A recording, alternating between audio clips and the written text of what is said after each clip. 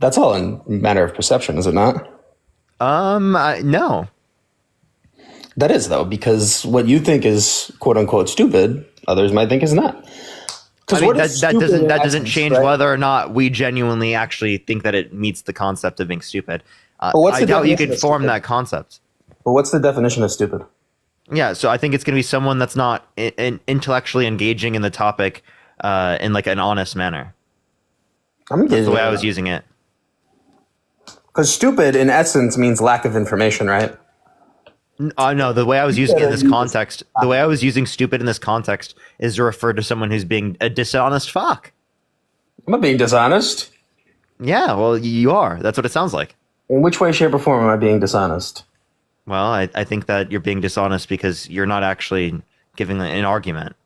You're not Because actually you guys do providing all anything the of same substance. thing where it's like, oh, do this or say this, and it's like there's not an actual Like what policy? You didn't mention a policy. You just said tariffs. That's an idea. Tariffs are an idea. They're not a policy. Okay? Well, if we want to get Now, down a specific percentage tariff on a particular good or a universal tariff, that would be a policy. You didn't mention either of those. You just said tariff. because the universal policies are great. What? Dude, so, okay, so then you would have said universal tariffs. That's what I said. At a specific percentage. You wouldn't just say tariffs. His policies in regards to What tariff, percentage? What percentage universal tariff do you support? 25%. You want a 25% universal tariff on every good coming into the country. Who pays the tariffs, Parker? The consumers. The That's not importer, true the at business all. that imports it, which is then passed on to the consumer. The country pays the tariff. The producer that No, imports what it. is a tariff? Can you define a tariff? Great question. It is a tax on an imported good. Yeah, and so wait, do you think it increases domestic production?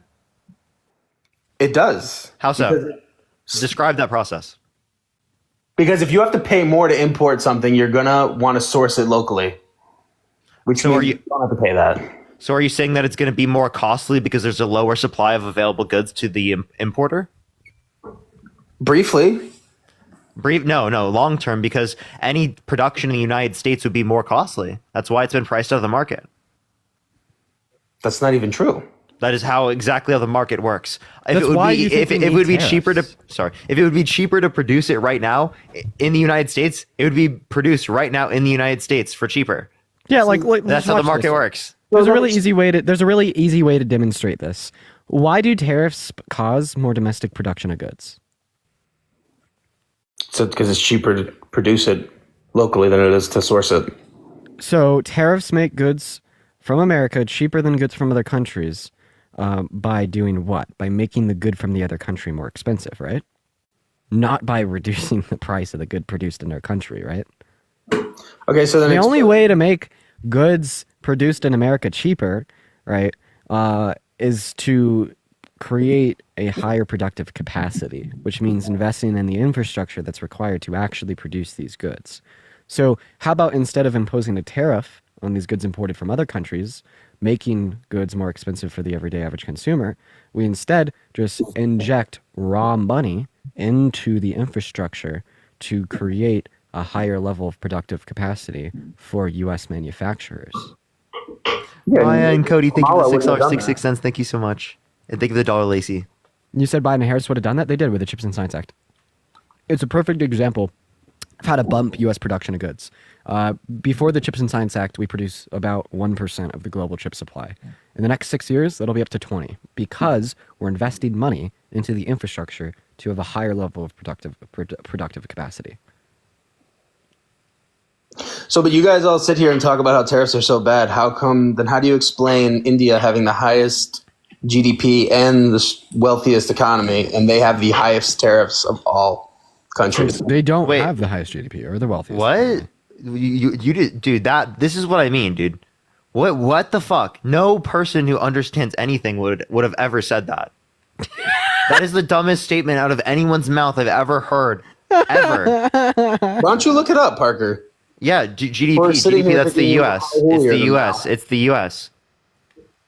So if you're curious, the U.S. has a GDP of a little bit over $27 trillion. What do you think India's GDP is? 1.2 trillion. Dude, what do you dude? Okay, so Which one of those 1.2 two trillion. numbers is higher? You know that California's economy is larger than 1.2 trillion, right? In comparison to what India has, they are a wealthy economy. No, dead wrong. India has over like what, 1 billion people. What do you living mean there? by wealthy? Why would you evaluate it just on GDP? Because you could have an extraordinarily low GDP per capita given that level of GDP, which would be indicative of lower quality of life standards for the average person, even though there's a higher GDP for the nation, just because the nation has an exorbitant population. So, like, why is that the measurable characteristic that you're using? That makes no sense. Because it's factual, right? It says you can look it up and see that India has a wealthy economy for what they're doing. Well, we're not saying that they don't, when we say wealthy economy, what are you saying wealthy is like a relational sort of thing, right? It's wealthy in relation to something, right? Because technically you could say, well, obviously in a technological society, wealthy comparative to most points in human history. Is that really the measure we're using to evaluate wealthy? Or are we determining wealthy based upon like whether or not people have adequate access to water and food and healthcare and Also, you know, I feel like it deserves to be pointed out that California has a larger GDP than India, like a lot larger. How many people live in California and how many people live in India? Who knows that number off the top of their head? I do. It's about 40 million people that live in You don't know that off the top of your head. You're on your phone right now, Dean. Don't act like And you're fucking Einstein. I knew that. 1.4 billion people live in India. Now he read that one off Google. I did. So the issue with your argument here is you're saying that India has the highest tariffs of them all, and they're the biggest GDP ever. No, one of our states with 40 million people has a higher GDP than India with 1.4 billion. So I don't think that referencing India is going to be a good argument for you. I actually think that you're In comparison to tariffs, they're thriving and they have the highest tariffs. So if you want to sit here and say tariffs are bad, they're not tariffs are horrible, thriving. Dude, okay, I'm sorry. Like, I don't see how you're saying that even if they were thriving, how tariffs would be related to that. Now, they have the highest tariffs. So you're just saying it's because of this. literal I'm asking. evidence that you can go to and see. There's okay, no tariffs evidence work. that you can. Dude, are you trolling? Are you saying that our economy should be more like India's? No, that's not at all what I'm saying. You're trying to twist and manipulate. Because Well, that's kind of what you just argued. Yeah, was yeah. arguing Because that if you think our economy tariffs should be more like sense- India's, if we would account for population size in accordance with our GDP, you're basically saying that we should cut our GDP in like a 16th. No, I'm telling you that tariffs are not that bad. That you They are! And the example that you just gave Wait, okay, was so like, antithetical to the point that you want to make. yeah, let's just talk about what tariffs do. Tariffs are going to lead to a reduction in GDP in the long run. They're going to lead to higher prices in the long run. They're going to lead to lower export jobs in the United States. They're going to lead to disenfranchised relations with other countries around the world, right? That's going to hurt our ability to like engage with them in the future, right? That's going to hurt foreign relations. So all of those things are negatively impacted due to the use of tariffs.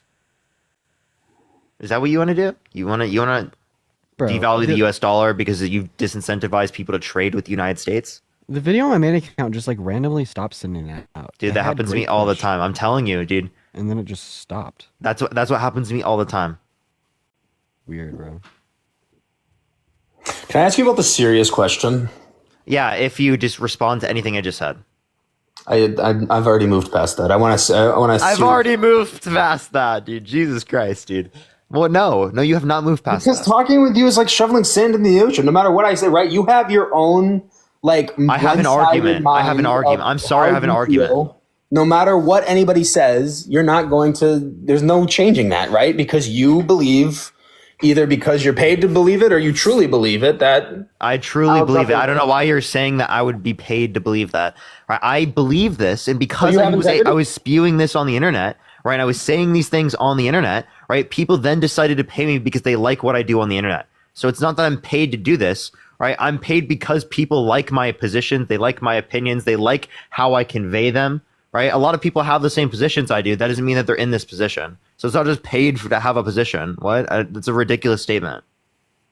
so you're Also, telling you're acting like if I was a right winger, I wouldn't get paid. Are you fucking trolling? You know how So much more you're money I telling would make if I was a right winger? right now What are you with a talking about? straight face in 100% honesty, that if Democrats messed up so badly, you would call them out on it, and if we could give you an example of like how we've already done this. For instance, support to Israel. We disagree with the Biden-Harris administration and the Democrat Party as a whole with their support towards Israel, and we've talked about that since very extensively. we started discussing the issue. I mean, for instance, another thing is obviously I don't think it's going to be to the same extent that a lot of grifters on the right do. I think in some sense there's responsibility on some of the admin in California for the wildfires. And then a billion other things. We kind of call out wrongness where we see it, and it's crazy because you don't do that at all. At all, you don't do that with anything. We're sitting here telling you exactly why tariffs are bad. Of course, you just reject it without a counter argument, and then you just sit here and tell us that we're grifters. I didn't say you were. I didn't say that. That's obviously what you. I said that is. You literally defined us as grifters without using the term. Because no matter what is said or done, you will always hold the argument that Trump is horrible and Kamala is so great, even though she was the worst presidential candidate ever. She's not the worst presidential candidate ever. That's an insane Bro, thing to look say. at the numbers. Wait, I have a question. Who is worse, Andrew Jackson or Kamala Harris? Andrew Jackson. But that's forever ago. So was he a presidential candidate? He was, but we're talking president. Okay, so then when you say worst presidential candidate ever, what the hell do you mean? She was the worst as a president yet. In the last couple elections, she has performed the worst. You want to sit here and say worse than Joe Biden? How? So Explain to me. I want you to explain. Joe Biden. Explain to me how hit Biden's numbers in 2020. Wow. Okay. So explain to me how Joe Biden is a better candidate than Kamala Harris, please. He's basing how good or bad of a candidate is off of their performance. How many votes they get? So obviously Joe question. Biden is a better candidate. Obviously Joe Biden in 2020 is a better candidate than Donald Trump, right? No. Let me ask you this. No. Answer this question. Who is a better candidate in the 2020 election, sir? No. Yes. Who is better fit for the presidency in 2020? Yes. I want you to answer this question. No. Answer the question directly, buddy. Who is better fit for the presidency in 2020? So you guys can ask questions. I can't ask you questions. We have been asking and answering back and forth. Okay, it's a two-way street. Answer the question. Who is the better presidential candidate in 2020? Neither of them were, to be honest. No, who was the better out of the two? You donut. You judged it based out of the on how many votes they Donald get. Trump was better. Oh, No. So it's not based upon how many votes they get, because Joe Biden got 7 million more votes. Joe Biden's numbers and this year's numbers didn't even correlate. What do you mean they didn't even? What does that even mean? What does this sentence How many mean? more? You what are does that really a sentence mean? donut. There were. You are a comparison. donut, bro. We got a donut on the line. I enjoy man. donuts, but that's irrelevant. So You fucking cannibal. let me ask you. Ava, thank you for the $2. Thank you so much. Okay, so let me ask you this question. I can't hear you, brother. I said, let me ask you this question. If I held a poll, right, and I said that one side of the earth is flat, the other side of the earth is round, and 2 million voted that the earth is round, and only, let's say 10,000 people said the earth is flat, which is the correct response? I bet a dunk on you. The correct response is that the earth is round. And I actually really appreciate you for bringing this point up because for vast majority of human history, about 90% or more of humans alive thought that the earth was flat. So if you went 300 years ago and you asked the entire population of the earth that same question, 90% of respondents would indicate that the earth was flat. Now, does that mean that the earth is flat? And does it make the claim that the earth is not flat any less true? No. Okay, so in other words, populist opinion doesn't dictate truth. And there's a million ways to think about this, not just in the context that the earth is flat, but also inside of politics, right? You would obviously hold to the claim that Donald Trump would be a better pick for the presidency compared to Biden in 2020. Yet if your argument here were to be true, that populist opinion dictates truth, because Joe Biden got 7 million more votes than Trump, you'd have to say that he was the better candidate. In fact, there's never been a presidential candidate in history that's gotten more votes than Joe Biden did in 2020. So in other words, you would have to say that Joe Biden was literally the best presidential candidate our country has ever seen. He doesn't want to say that. No, of course not. So see, that's why you can't say Kamala Harris was a terrible candidate because she lost. Because that means that Joe Biden was the best candidate we've ever had because he won and how much he won by. But we're not just talking like a couple hundred different. She lost every single swing state. Oh, yeah, and Joe Biden cleared the second candidate that got the most amount of votes by 7 million.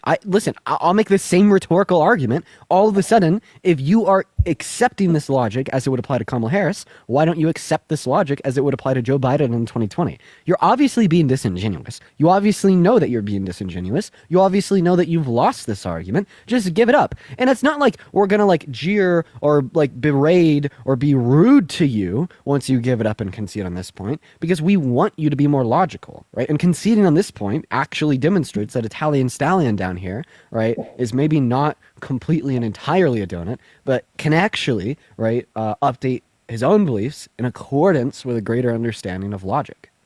And I do. That's why I'm very down the middle.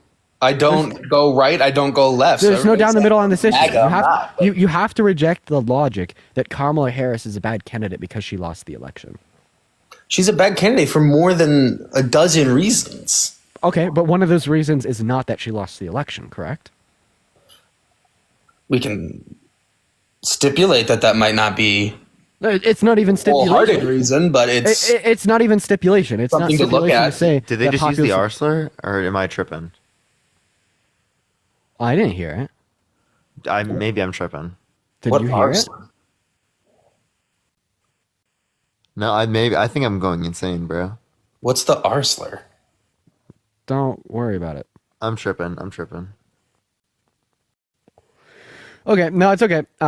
You're not tripping, because it's okay. It's really good to be cautious. I'm losing it, bro. So, anyways, it's not a stipulation to say that populist opinion doesn't dictate truth, and I've given you many examples insofar as why that's the case.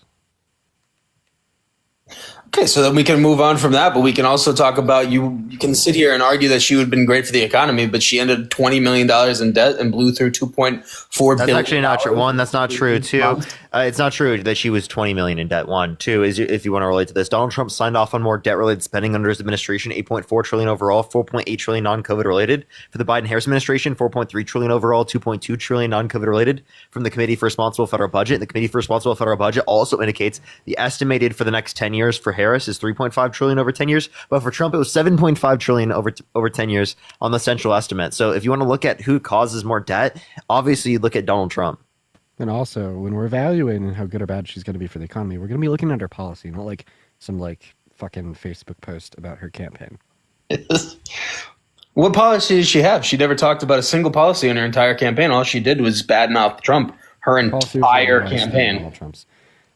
So not only do we know exactly what her economic policy is, we know exactly how much it costs and exactly how she intended to pay for it. We can't not say the same thing for Donald Trump, because Donald Trump is the one that doesn't talk about policy. Kamala Harris had immigration policy. Donald Trump didn't. Kamala Harris had a housing affordability policy. Donald Trump didn't. Kamala Harris had a healthcare policy. Donald Trump didn't. Kamala Harris, was obviously a better fit for the Oval Office as it would relate towards policy. I mean, the claim that you just made was abundantly false. Feel free to answer any of those questions about what is Donald Trump's healthcare policy, what is Donald Trump's housing affordability policy, how is Donald Trump going to pay for his tax cuts, what was his specific immigration policy. You won't be able to answer any of those, and you will, in doing so, refute and disprove your own point. I mean, regardless of all of that, at the end of the day, what makes America what America is the fact that we can all have different opinions and different beliefs without being belittled, berated, or called I'm sorry, that's just not true. If someone were to come up on the live right now and say men as an individual are superior to women, would you say that they're fucked up? Would you berate them? Yes, because that's a... Yes, exactly. that's So not- as an American citizen, it is your duty to call out other American citizens when they engage in those forms of bigotry, because it causes violence and harm towards women. It causes violence and harm towards marginalized communities in our society, and it's our duty as American citizens, if we love America, to fight for our American citizens. Also, But like, having- that was like the craziest pivot like known to mankind.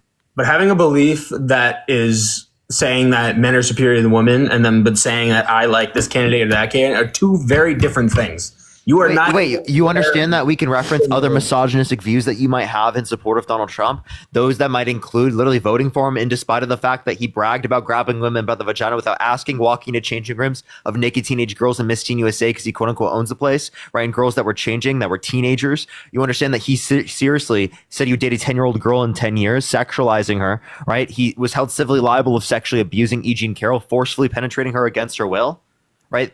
You voted for him in despite of those things, right? That is harm, violence against women. And you're okay with voting for him on the basis of that? Do you know what JFK's most famous quote was? Dude, It was, "Those who look only to the past are certain to miss the present and future." Is that supposed to dispute anything I just brought up? Are you really using that to like not acknowledge someone literally forcefully penetrating another person's vagina against their will? I think what he's saying is that, in other words, he doesn't care about anything that's happened in the past, right? I'm saying that you can't use. Would you vote for Hitler if he had Trump's policies? Oh my God, that's not even the same. This is what you do. Wait, why? Why is that? Wait, why is I that not thought the same? you just said to only look towards the future and don't look at the past. Yeah. Or what Hitler about like doesn't if Trump exist was a child anymore. rapist? And Hitler is Wait, something. Give the Trump- $2. Thank you if so Trump much. raped a child in the early aughts, and everything else was held equal, he was still running for president. Would you still vote for him? I didn't hear the question. If Trump like was an adjudicated child rapist, like raped like a couple children in the early aughts, would you still vote for him? No. Why? For the exact reason you just said. Exactly. Okay. So, would you vote for him if he were held civilly liable of sexually abusing a child? No, he said he won it. You said multiple, so I'm asking you just one. No. No. So why would you vote for him if you were held civilly liable of sexually abusing a woman, but you wouldn't vote for him if you were held civilly liable of sexually abusing a child? Because a child is far different than a woman. So it's not excessively bad to sexually abuse a woman, insofar as that you wouldn't vote for them? Why wasn't it a criminal charge? Why was No, it? but what is the distinction between a woman and a child that means you would say Because a that child can't sexually protect abusing themselves, one first of would all. mean So trying to you would be compare okay with child voting to them, fully but other grown one, woman but is no, just it's not okay to vote for beyond that. warped. What? I said a child cannot protect themselves. So trying to compare Wait. a child to a fully grown woman is just warped. Wait. So I have a question. So you know there are plenty of women that couldn't protect themselves in certain scenarios where they were drugged, where they were taken advantage of. Why are you saying protecting themselves changes whether or not it's as bad to sexually assault them? Right? What are you talking about? There are certain types of children that can protect themselves more than certain adults. Yet it is the case that you wouldn't say sexually abusing the child was like somehow better, right? Like that's insane to say, Also, I just but wanna that's get your what logic. you just said, because you said somehow being able to protect yourself is like relevant to whether or not how bad it is to sexually assault you. Just want to get your logic straight. You're saying that, well, it's not as substantially bad that Donald Trump raped an adult woman because the adult woman could have fought harder. Right? Yeah, no, his argument is that it's not as bad to sexually assault Ronda Rousey as opposed to Parker Get a Job, because Parker Get a Job is not as good at defending himself comparative to Ronda Rousey, because Ronda Rousey is a UFC fighter. I'm saying in comparison to the argument. You see, because all of this right now is speculation, right? We're not talking about real life events. We're speculating. We are talking about real life events. Like courts You're don't not. determine guilt.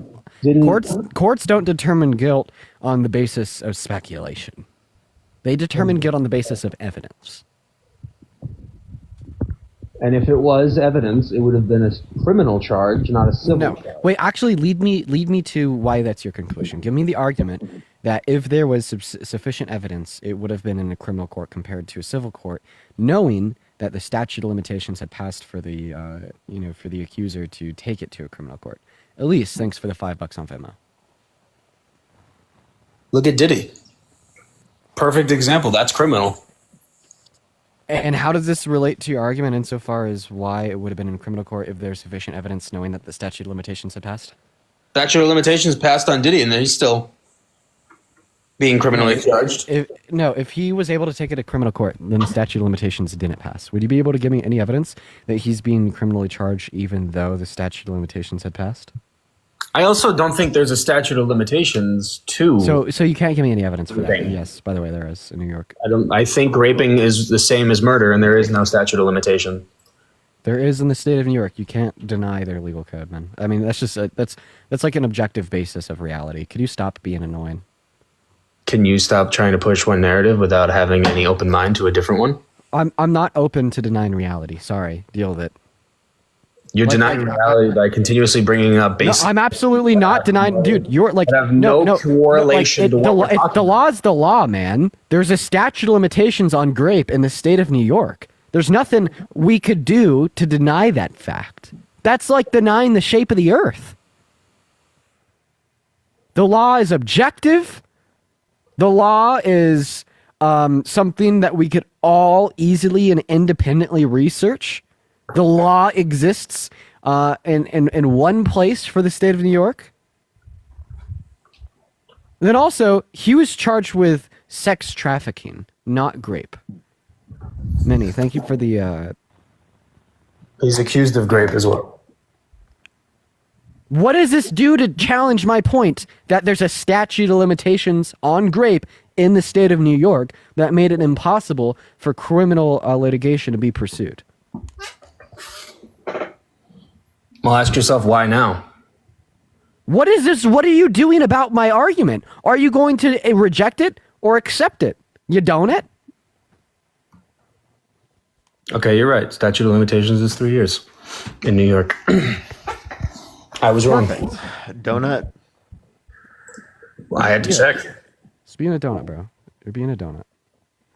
I'm being a donut. I'm looking at the facts of what is being said and confirming if they're correct or not. Yeah, do you have anything else you wanna share with us? You wanna argue anything else? No, I'm good. Phenomenal. Hey Parker, how you doing today, man? Doing pretty decent. Nice. I'm really pissed. The video on the main account just stopped sending out, and I'm really upset about it. Dude, that's what's been happening to me like for so long, bro. Yeah. Typically, it happens whenever I get a ban, though. Oh wait, I think it's sending out again. It is. It is sending out again. Slightly more. It had completely stopped, and now it's starting to go again. Yeah, you're basically just as many thousand per minute. Yeah. But 1,000 views a minute is like suboptimal. What's up, Aaliyah? Did you vote for Trump? Aaliyah's not here. Guys, if you are MAGA, make sure to let us know in that comment section. Y'all will go ahead and get you up here for a debate. We were just looking to debate individuals on the live today. Additionally, if you would like to support me, if you would like to support Parker, our Venmos, our PayPals are all Dean, it could be 8 days bio. from now. 8 days from now could be it. Dude, I was having like a little bit of a panic attack this morning about it. Like, it's just so scary. Like, I have chronic anxiety, and like losing TikTok, that'd be a lot, man. It'd be a lot, man. But I understand. It'd be a that lot to deal with. probably like to like the average everyday person. I know that statement probably sounds weird, cringe, and insane, but like, imagine if the government just like shut your job down. Imagine like you were an entrepreneur. Crackle on my legs like a seafood by Leo like crabs. And then they shut it down because of stupid reasons. No, like, it literally feels like the Red Scare in like the 70s and 80s, where Matt people said were he's getting... hopeful for an administrative stay, which I think gives it a temporary pause. Yeah, So we get a little more time. I'm hopeful for that too. I'm now convinced that they're not going to throw it out, but I do think they could place a stay. What's going on, man? Do you vote for Trump? Yes, sir. I'm an adult, 18. I'm 44. Nice. So why the hell did you decide to vote for the worst presidential candidate in modern American history? Well, one main factor for me, I'm a combat veteran. I served war in combat under several presidents. Thank you for your service. I was Vice President Joe Biden's pilot during his 2012 election campaign season. I served Vice President Cheney after 9/11 at his vacation home in Jackson Hole, Wyoming for 2 years. You said you're a pilot? I was enlisted and I became a pilot. Yeah, I did 20 years, enlisted and officer corps. Aviation is like the coolest thing ever. I love aviation. It's so interesting to me. Inherently dangerous, very dangerous world, especially in combat, more so dangerous. Yeah. How do you feel about Donald Trump saying that veterans are suckers and losers? No, I just don't ever. I never bought that. I never bought that. Just like I didn't. I mean, I had interactions with Dick Cheney, face to face with Dick Cheney. It was very disingenuous. It was. I spent 2 years watching over his house, and one time meeting him at the airport. It was very nonchalant. Same thing with Joe Biden. Indoors, would never take off his sunglasses. Like I'm face to face with Joe Biden, meeting him and his wife. Doesn't have the common decency from man to man in my uniform to take off his sunglasses and say hi to me and greet me as a human being. Like just normal. What? Dude, wait, what? How is not taking sunglasses off somehow like disrespectful? Eye contact is important as a human, right? Like just man to man, like human to human. I've been to 80 countries around the world, met a lot of different people in the world, and just Are you trolling? No, 100%. Biden's often described as like a very courteous, kind man by many, even those on the right. So, like me and Parker, we both personally went to the White House. You know, Biden had spoke, incredibly kind old guy telling very inviting stories. Were there cameras on? No. Harry Sisson has like personally spent like one-on-one time with a guy like twice now. Harry Sisson has nothing but good to say. I think people are different.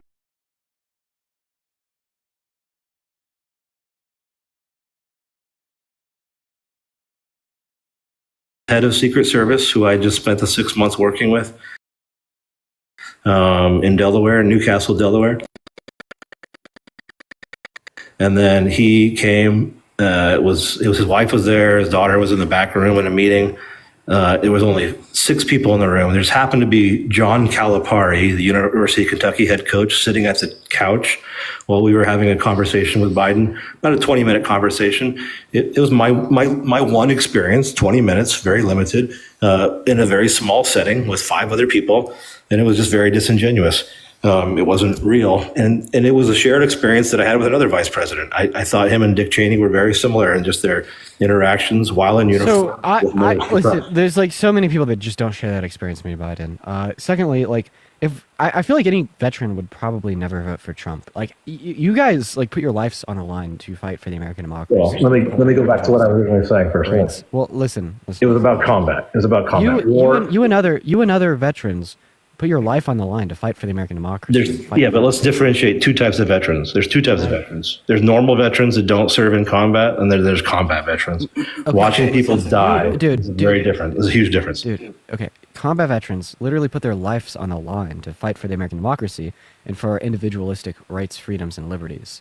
And then Trump in 2020, he tried to throw that all out the window. He attempted to stage a coup to steal the election from Biden, which would have silenced the voice in the vote of all Americans that voted in the election, and would have significantly, harmed the state of our democracy. And there's no way that you could ever vote for somebody as a combat veteran who, basically took everything that you would have lost your life for and thrown out the window just because he wanted to maintain power. That is antithetical to any values that would be necessary to have as one that would be like voluntarily signing themselves up for combat. Just listen to me real quick. Understand where I come from. I grew up as a Mormon, right? 39 years of life in the Mormon religion, brainwashed in that cult. It's a cult, but it was all about life and death, right? And salvation. I go to combat as this young 29-year-old watching a year in combat, right? Why am I in combat? My first day in combat, I'm given this mission. This mission is to win the hearts and the people of Afghanistan. Win the hearts and minds of the people of Afghanistan, right? That's my mission there. Dude, I appreciate you for wanting to share this with us, but this is not responding to the point that I made, with all due respect. And I usually say with all due respect, and I don't mean it, but I actually do mean it. No new wars. No new wars. Can you respond to what I said, please? Yeah, say it again. What part? about how no combat veteran would ever vote for Trump because he so was willing and able and tried to throw out everything that you were willing to lose your life for? That's your opinion, right? That's not a fact. it is a- 64% of veterans voted for Trump. It is, 64%. it is a fact that Donald Trump has admitted to. It's a fact that 64% of veterans voted for Trump, right? How does this respond or address what I said? Because it's your opinion. That's not a fact. No, Wait, I have a Combat veterans question. voted. I have a one question. second. It's not a After fact. I just drawn the point that what I'm saying isn't my own speculation or opinion. It's not a fact. It that is. It veterans is. don't vote for Trump. I'm literally telling you that it is a fact that Donald Trump tried to coup our country and rig the outcome of the 2020 election and put the rights, freedoms, and liberties, particularly those that would pertain to civil electoral processes, on the line for all 85 million Americans that voted in the election. He wanted to throw our democracy out the window. He wanted to throw open and honest elections out the window. He I don't see it tried that to way. rig the outcome of the election. I don't see it that way. You have to. And if you don't, you're lying to yourself. He sent fake slates of electorates to 7 key swing states that Biden won that he lost in 2020 with fake votes from those states that he then told those fake slates of electorates to send back to Congress for Mike Pence to certify as real. He also asked Bill Barr, the head of the DOJ, to literally announce widespread voter fraud without evidence so then he could justify the fake slates of electorates to the Supreme Courts and, of course, in the indictments that came through in Congress. Like, we know this. We know this. And we've known this. He's admitted to it. Rudy Giuliani and John Eastman, his 2 personal lawyers that helped them try to pull this off, lost their law licenses for that. Donald Trump's admitted to all of this in court because he wants it to be considered an official act of his presidency that he should be immune from criminal responsibility for. Like, this is fact. Everything I'm saying is fact. And you want me to pick the other person other than him who promises Marxist-based ideology and She does not promise Marxist-based ideology. and supports the Can international. you define Marxism? Can you define and Marxism? supports the international war machine, right? Like, Can you what define Marxism? I am a pacifist. I am not anti-war. Passive. You know, Donald Trump said that he can't assure the international community that he won't use military to take Greenland and Panama.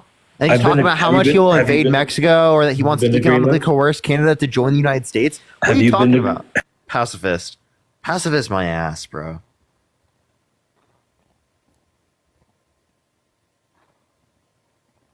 Everyone keep tapping the screen. Try to get to 1 million likes. If you want to support Dean or I, Venmo, Cash App, PayPal, link trees in the bio. There's going to be no combat in Greenland, just like there's going to be no combat in Mexico. All right, what is this guy even saying, bro? Yeah, let's talk about people talking and actions. He said, how much should we invade Talking Mexico? and actions. Talking and actions. He said, how much should we invade Mexico?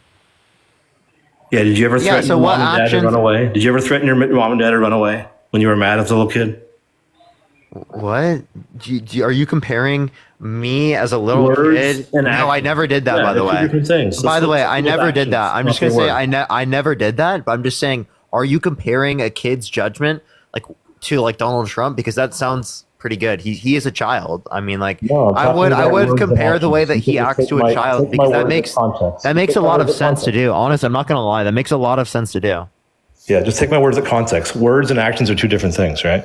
I can get mad and I can say impulsive things. Impulsivity is a common error among humans. That's our fallacy in life, right? That's what causes a lot of wars. People say impulsive things and then they act upon them. Men. In Greenland, you're trying to bring up Greenland as a point, right? But Yeah, there's- he said that he can't $2 assure the world that he won't use the military to take Greenland or Panama. okay, well, what does war take? A congressional approval. You think our Congress is going to approve war in Greenland?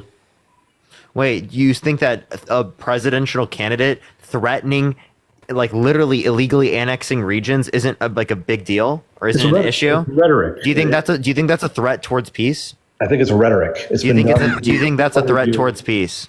I think it's rhetoric. I don't Do you think. think that's a Answer- threat towards peace? Answer Parker's question with a yes or no, sir. Do I think what? It's a threat. Is it a threat towards peace? A threat? No, I don't think it's a threat. Okay, so let me ask you a Jesus question. If Christ. Donald Trump went on the podium and said that he wants to grape everybody's little girls, would that be a threat? Would he be a threat to children?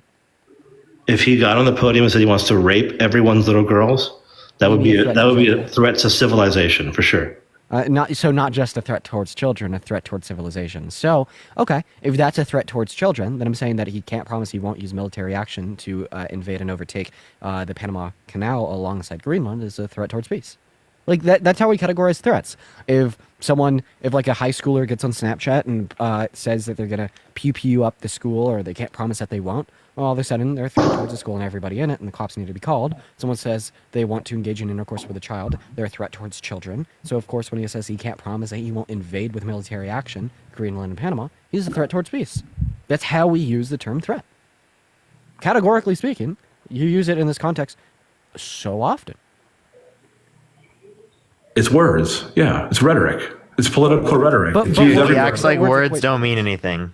I literally just demonstrated to you how you do think words are valuable and can equate to threats. Or else you wouldn't have agreed that Donald Trump saying that he wants to engage in intercourse with a child is Use another metaphor. It's in politics the same, right? Take another leader. Kim Jong-un bans hot dogs Caitlin, in thank you North so much for Korea. the Alex. I right? appreciate you for the love. So if Joe Biden went on the podium tomorrow and said that he wants to legalize slavery and take human rights away from black people, would he be a threat towards black Americans?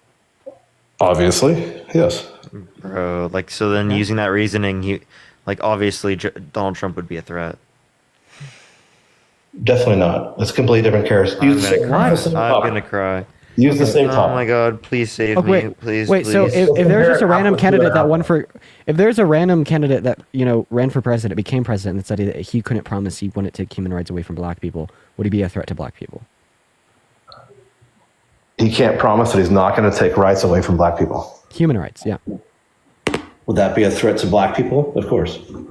Okay, so and you'd say that the statement "I can't promise I won't do it" is a threat towards black people, because if he did it, like, black people would be put under immense harm, right? Certainly. Yeah. So when Donald Trump says he can't promise that he won't invade Greenland with military action, that's a threat towards peace, because if he did invade military action, Greenland and the people in it would be under significant levels of harm, duress, and without peace. So Trump said he's threatening, well, he won't take off military action off the table to do what with Greenland? To invade it and make it a part of our own country. And where did he say this? I haven't seen this, so this is new to me. Go on the internet, type in "Trump can't promise not to invade Greenland," hit enter, and you'll be given sources such as like YouTube directly from the speech, from the BBC, from AP, NPR, Reuters. What, like, Yeah. give me some middle citations. Bro, I did. Reuters? Come on. Reuters, AP, NPR, BBC. They're not even a news organization in America. Like, How do you feel about Doge wanting to cut VA benefits? I'd like to see it in action. Okay, so do you think that they're going to cut anything?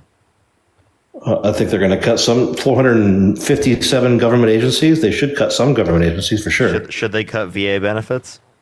I'm getting pissed because Donald I mean, Trump there's says a this lot at a of VA rally, scammers out and then you there for reject sure. it because the people I report on it aren't to your liking. There's a lot of VA scammers out there for sure, so they should definitely go after, like, And cut the VA? can I finish my sentence? There's actually a lot of VA scammers out there. I know some in my own community that never been to combat yet claim combat PTSD, right? Like, it's kind of a weird. I can't judge them, right? Like, I can't like call them out. I try to, but they're not combat veterans, but they claim combat PTSD. It's in my own community, right? It's out there. So should those people be cut benefits? 100%. If they're scamming the VA system, because the VA is only just a war insurance company. It's been that from the 1920s when it was first invented. It was the war insurance company. Yeah, they're scamming insurance companies, right? Those So, no, but would you We're advocate for pivoting. VA cuts? Also, this is a pivot. I just want to put it out there. yeah, for sure, pivot. Yeah, and Parker pivoted it into VA compensation. I just wanted to ask about that, but you guys can keep going on. Yeah, I'm sorry. yeah. I thought that you were on. If people are not legit, like they have disabilities that are just scamming. Like, yeah, they should be cut. Like, No, that's not what they're just cutting. That's seriously not what they're just They're cutting. not going to cut everything. off You the top. understand that he wants to cut the VA, right? It doesn't work that way, right? I work. That's exactly what he wants to do. But so whatever. You can deny it, but that's literally what he's advocated for. Like they can say whatever they want. That's what I'm trying to tell you. Like when you work on the inner circles of the government, things are a lot different what the media paints it out to be, right? When you're involved in President Biden's logistical movements, you see a lot of things that people say they're going to do. In reality, they can't do those things, right? Like it's just a lot of rhetoric. Like there's a lot of political rhetoric. Yeah, dude, you're so well informed. You're so involved, man. You definitely know everything that's going on, right? Like you're going to be able to identify every intention specifically that Biden has just because you had breakfast with him once. Yeah, in 2012, I was at the highest echelons of logistics and movement of our assets, for sure. Like, people have been there and done that. The government is very inefficient and doesn't change the way they do things in 10 years. Like, it's 90%. So they're going to be efficient at cutting VA funds? Definitely not. That's why they're not going to cut everything. Okay, so they're not going to cut anything. They'll make some cuts for sure. Okay. Then how do you expect that if the government doesn't work well, how do you expect those cuts to be good? They'll increase spending on inspector generals to try and find those that are scamming the system, and they will cut their spending. They will, just like the FAA did back in 2017 when they did an interagency with the VA. They found all these airline pilots that were claiming 100% disability, and then they were also flying for the airlines, right? They were disabled vets that were collecting 100% your tax-paying money, and they were collecting full paychecks from the airlines saying that they were medically fit on a medical license. They will go after those people 100%. They will cut their budgets. They will cut their funding. They will kick them out of the system. They will ban their medicals. So can you please give us like a resource to demonstrate that Doge only plans to cut what you deem as worthy to cut funding from via healthcare benefits? I don't think Doge is going to be able to do a lot. Like they're not. So you can't give a source to justify what you're saying is true. Then also remember when I gave you a source to demonstrate that Donald Trump is a threat to peace because of what he has said about Greenland, and I reference how it's literally a clip from something he said. Then I give you 4 sources, and you reject them all because you think they're too liberal. No, I rejected one of them. You said it was routers. Like I don't. Yeah, Reuters. Yeah. Bro, dude, it was reporting on something that Trump had said in a speech. Why does the fact that Reuters is reporting on something Trump said, right, matter? I mean, I'll look it up. I told you I don't know it. I haven't read it, right? So this is willful ignorance. I gave you. You want me to pause and go look? Parker gave you the quote, and I gave you sources to demonstrate that this quote was said by Trump, and I gave you 4. Is Donald Trump a threat to peace? I'm not rejecting your citations. I'm saying I have to go look those up, right? Like there's a difference there. Do you understand that? Oh my God. Okay, so what do you have to? So are you saying that I respectfully answer your questions, but you never. Crazy. Are you saying that I could literally be lying to you? Did I say you're lying? No, I said I. You say what do you have to look up specifically? Your citations. Like I want to see the quote. I want to see the context. I want to see the whole conversation, right? What kind of context could justify that statement? I have no idea. Like there's a lot. Exactly. You can conceive of any. Conceive of any context. Like literally, the only context that demonstrate this statement could be aligned with Donald Trump not being a threat to peace is him saying like, haha, just kidding. That was a really bad joke that was executed poorly, and I apologize. For sure. Yeah, I don't know, but I have no knowledge of it. So like that could have been the conversation, right? I have no idea. Like just density. Too dense for my liking. Density, bro. There's too much density there. All right. DNC, quite frankly, that was right. That was a DNC droid that they just invited in the live. I don't know why they did that. Yeah. That was weird. Hey, if you're one of the 6.4 thousand people watching the live and you want to support me on Parker, Venmo's, Cash App, PayPal are on the link tree in the bios. Also, head over to the main account, like the recent video shared around. You already know. Kiki, what's going on? You vote for Trump? Hey, they're dealing with their kids. Yo, Donk, I appreciate you for the galaxy. Based. Right. Moving on to our next guest, Preacher Hell. Here we go. What a long day. What a long day it will be, quite frankly. Okay, all right, here we go. Everybody give us a minute, guys. Thank you so much, Caitlin. Thank you. If you're MAGA, let us know in that chat. We'll invite you up here. There's not that many people that pop out of the queues, so if you want to come up and debate, just let us know in the chat. We'll get you up here on the live literally right now. That's right. Right now, without a second wasted, we will get you up here. Look at that. We tell you guys to spam MAGA. Jacob spams MAGA, and Jacob gets loaded into the live. It is that simple. Of course, Jacob doesn't accept the invitation to come up here. Oh, no, never mind. He does. Hello, Jacob. Dean Jacob. sucked Parker's cock last night. Is that what you wrote in the fanfic? Anyways, will you debate us now?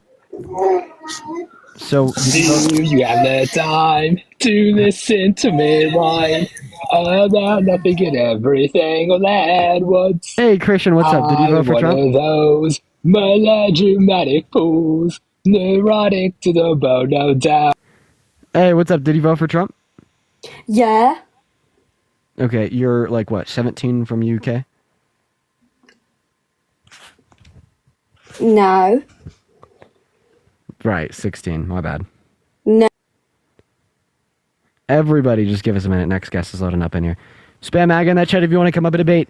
If you spam MAGA in the chat and you come up here and you're not here to debate, you're going to get banned. Banned. Banned. So don't get banned, okay? Hello, do you vote for Trump? Yes, I did. Yeah, how old are you? 22. 22. So why did you decide to vote for the worst presidential candidate in modern American history, sir?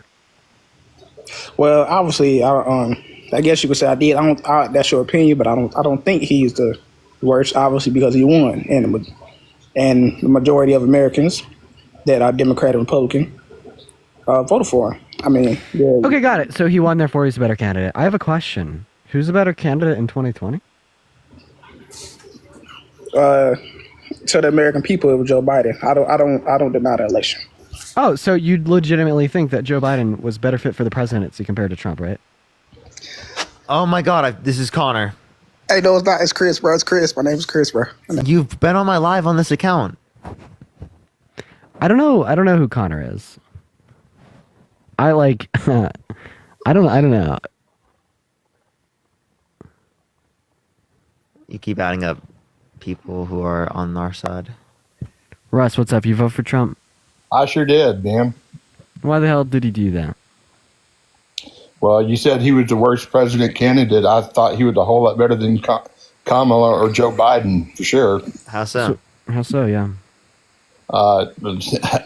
Well, I know you guys were just born a couple years ago, but while he was president in 2016. I know you were born in like when the Revolutionary War started, but like, can you tell us about what happened? Sometimes I feel like that I'm that old, but not quite that old yet. But So how bruised are you gonna be when you get dog walked by a fetus? say it again.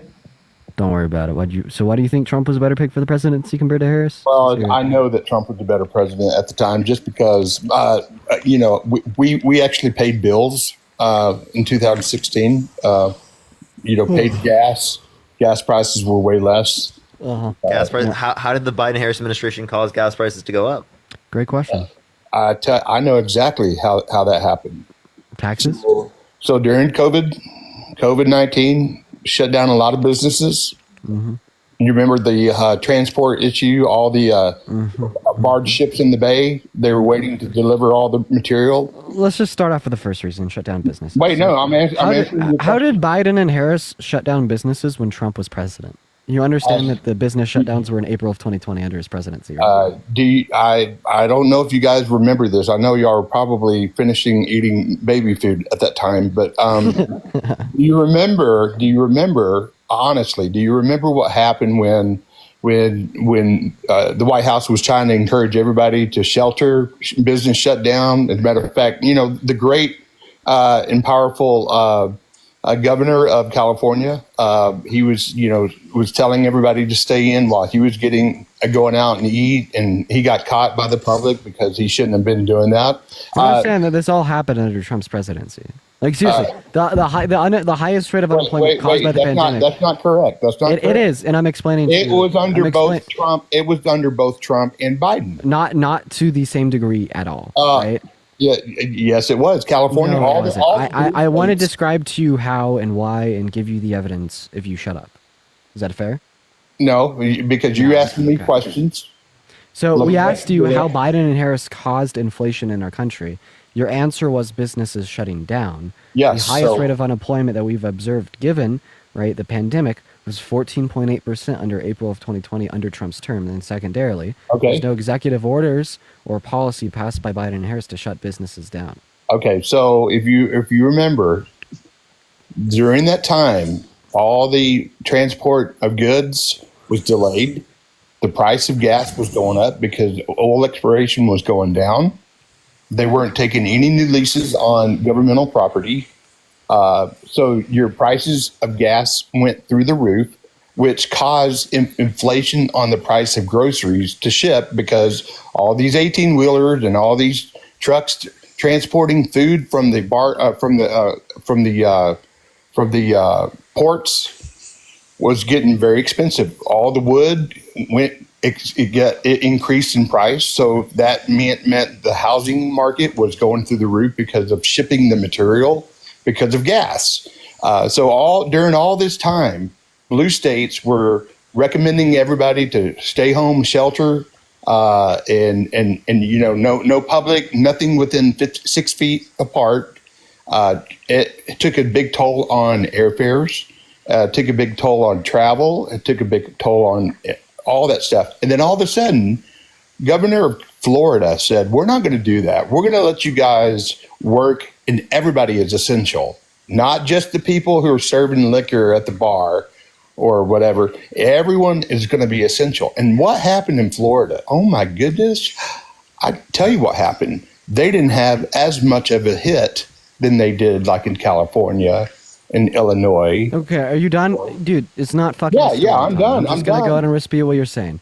So Yeah, first, you started off by talking about oil production, saying that Biden and Harris shut down domestic crude oil production. Yeah. What I want you to do is I want you to search up, if you know how to use Google, U.S. Energy Information Administration, U.S. crude production of oil. Then I want you to isolate for 2016 through 2024. What you will see is that all of the reduction in U.S. crude oil supply happened from March of 2020 until January of 2021 under Trump. And since that low day in January of 2021 until now, we have gone from the lowest level of oil production in modern U.S. history towards the highest amount of oil production that we've ever had as a country. Do you know why? It has only been going up under Biden and Harris. Do you know why? It has not gone down. Do you know why? Do I know why? It's because they've been approving more drilling permits on federal lands. Not on federal lands. I know this because I work in that industry. Also, what is it? I first want you to dispute what I said, because you said Biden and don't know how that got unmuted. What's it? We'll deal with You that. said is it just not going to let me mute myself? I got you. I am. I clicked it and it's still not muting you. What the heck? Okay, there we go. So you said that Biden and Harris reduced the amount of oil being drilled in our country. False. It has only gone up under their presidency. And also, Chris, thank you so much for the raid, man. Everybody, please do show some love to Chris. So that claim was false. Can you recognize that something you said was wrong? It's not completely false. It's not completely true. It is. It is. No, dude, look at the graph. I'm telling you my source. Look, I'm looking at my source right now. I have the graph in front of me. That is the lowest point of oil production right there. January of 2021 only goes up. And we are now producing the most oil we ever as a country ever. So Okay. what you said was extraordinarily wrong. From Okay. the day Biden walked into office, the Now- amount of oil being produced in America has only gone up. Now, let me tell you why. What happened right before that increase? They started drilling into our reserves. No, dude, the Dude, reserves. have The you not heard reserves. about that? That's oil that we already have. That's right. So we And this is new crude oil production, not old crude oil production. No, what I'm trying to say, listen to me. Right before the rise, that bump, the reason why there was a decrease is because they got into the reserves, which they never do unless unless we're in war. No, false. So dipping into the reserves. No, look at does your not- information. Dipping into the reserves has no impact on the production of crude oil because No. the reserves is already produced crude oil.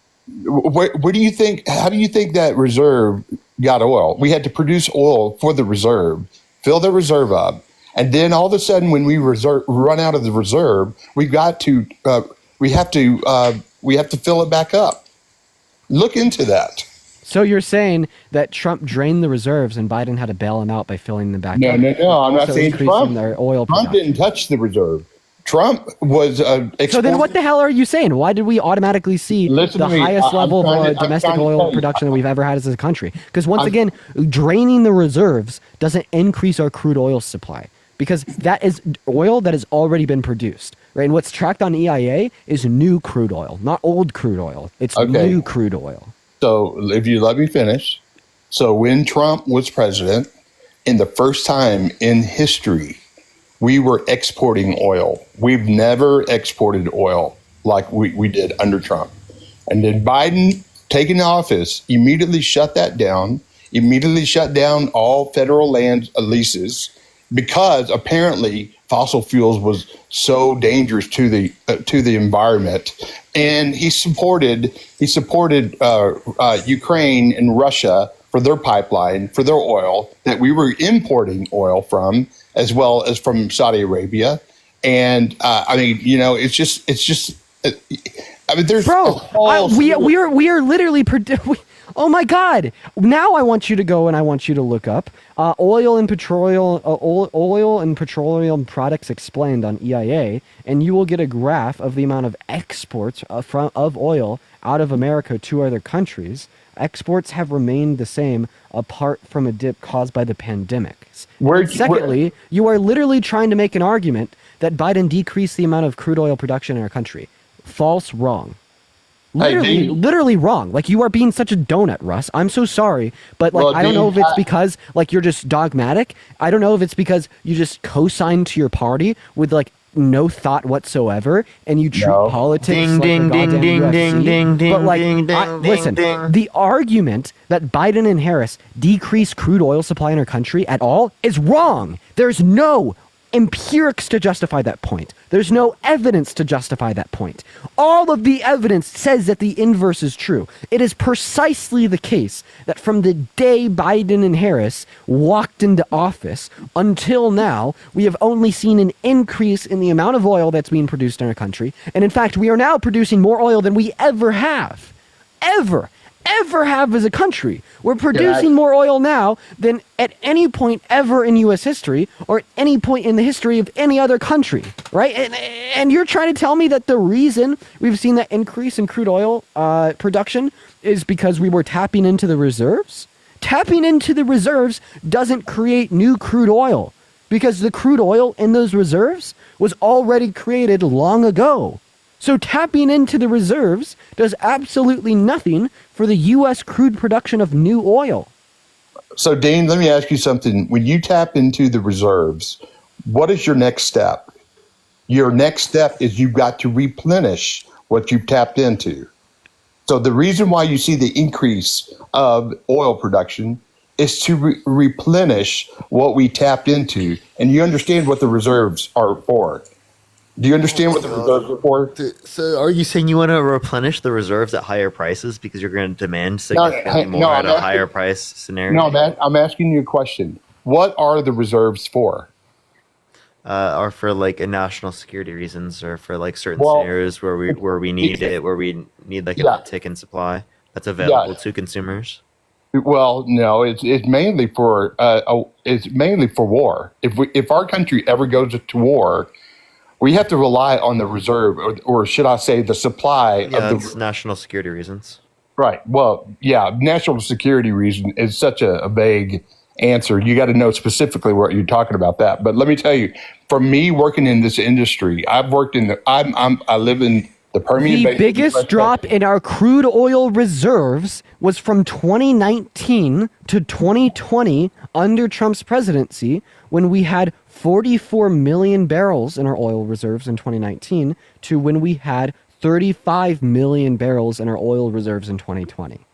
Okay, so how many? Okay, you say that again? The biggest drop in our oil reserves was under Trump from 2019 until 2020.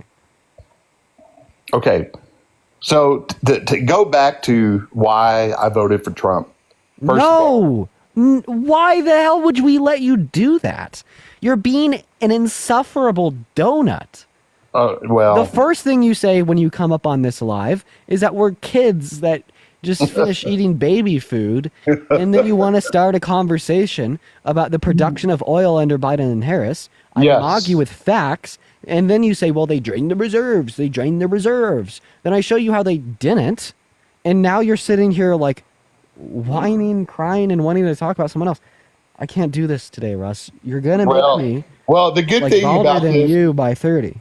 hey, the good thing about this is you're getting a lot of donut awards for calling me a donut, and I really I think this is very hilarious. But it's a good way to get you some donation there. But I want to say this: thank you for not muting me and letting me talk. But I will tell you this: where are you getting your source from? Where are you getting that information from? The U.S. Energy Information Administration, a .gov website. Okay, I'll take a look at that. But I deal with production in my industry, and what I am telling you is from the horse's mouth of what is going on under Trump. And the reason why you have better success in the oil and gas industry under Trump is because Trump has cut back regulations that prevents people from being able to explore or being able to drill or being able to produce. Can you give me the specific regulation he deregulated? We fucking produced less. Can you tell me the specific regulation that he got rid of? Yeah. Well, it's the whole red tape on environmental. Can you give me a specific environmental regulation you think they should have gotten rid of? That they should have or should have not? That they should have gotten rid of. Well, first of all, let me tell you where 25% of U.S. Oil is coming from the Permian Basin, which is West Texas, East New Mexico. There is a dune sagebrush lizard that they were trying to protect, and they have just listed it on the environmental list. Well, in West Texas and East New Mexico, there's tons and tons. What was the specific regulation? Being able to drill. I mean, you can't if they are listed on the protected endangered species, which they're not endangered because there's millions of them. But the regulation that he got rid of was being able to abstain from listing some of these things on this list that would prevent exploration. Which particular regulation? I just told you. No, you didn't. What did you just hear me say? I just told you. You said regulations. You said regulations or restrictions on specifically the amount that they can drill in a particular area. And I'm asking you, what particular restriction or what particular regulation do you like that Donald Trump deregulated under his administration? Can you give me the specific one? I just did. He You can kick him, Dean. You know what? You could kick him. I would give you mod powers. I want you to feel empowered to Thank do you. that shit. Thank you. Yeah. Russ annoyed me so badly. Oh, Aaron, thank my you so much God. for the $2. Thank you so much. I appreciate it. Jesse, thank you for the $2. Thank you. Ava, thank you for the $2. And then Luna, thank you so much for the $1.91. Thank you. We're gonna get our next guest up in the box right now. You guys, if you're PBS MAGA, is unbiased. Yes. what's up, blue collar? You vote for Trump? Yeah, I did. How y'all doing? Doing all right. Why did you vote for Trump? Okay, I guess they didn't want to tell us that. We're going to move on to our next guest. Everybody, just give us a minute, y'all. Oh, this guy's been hating for a minute. Oh, hello. It is an honor, bro. You're like D1 Dean hater. Yo, you know what I was thinking, though, today? Like, it's kind of sad, bro. What's that? Like, you guys have genuinely made a generational run in all of social media.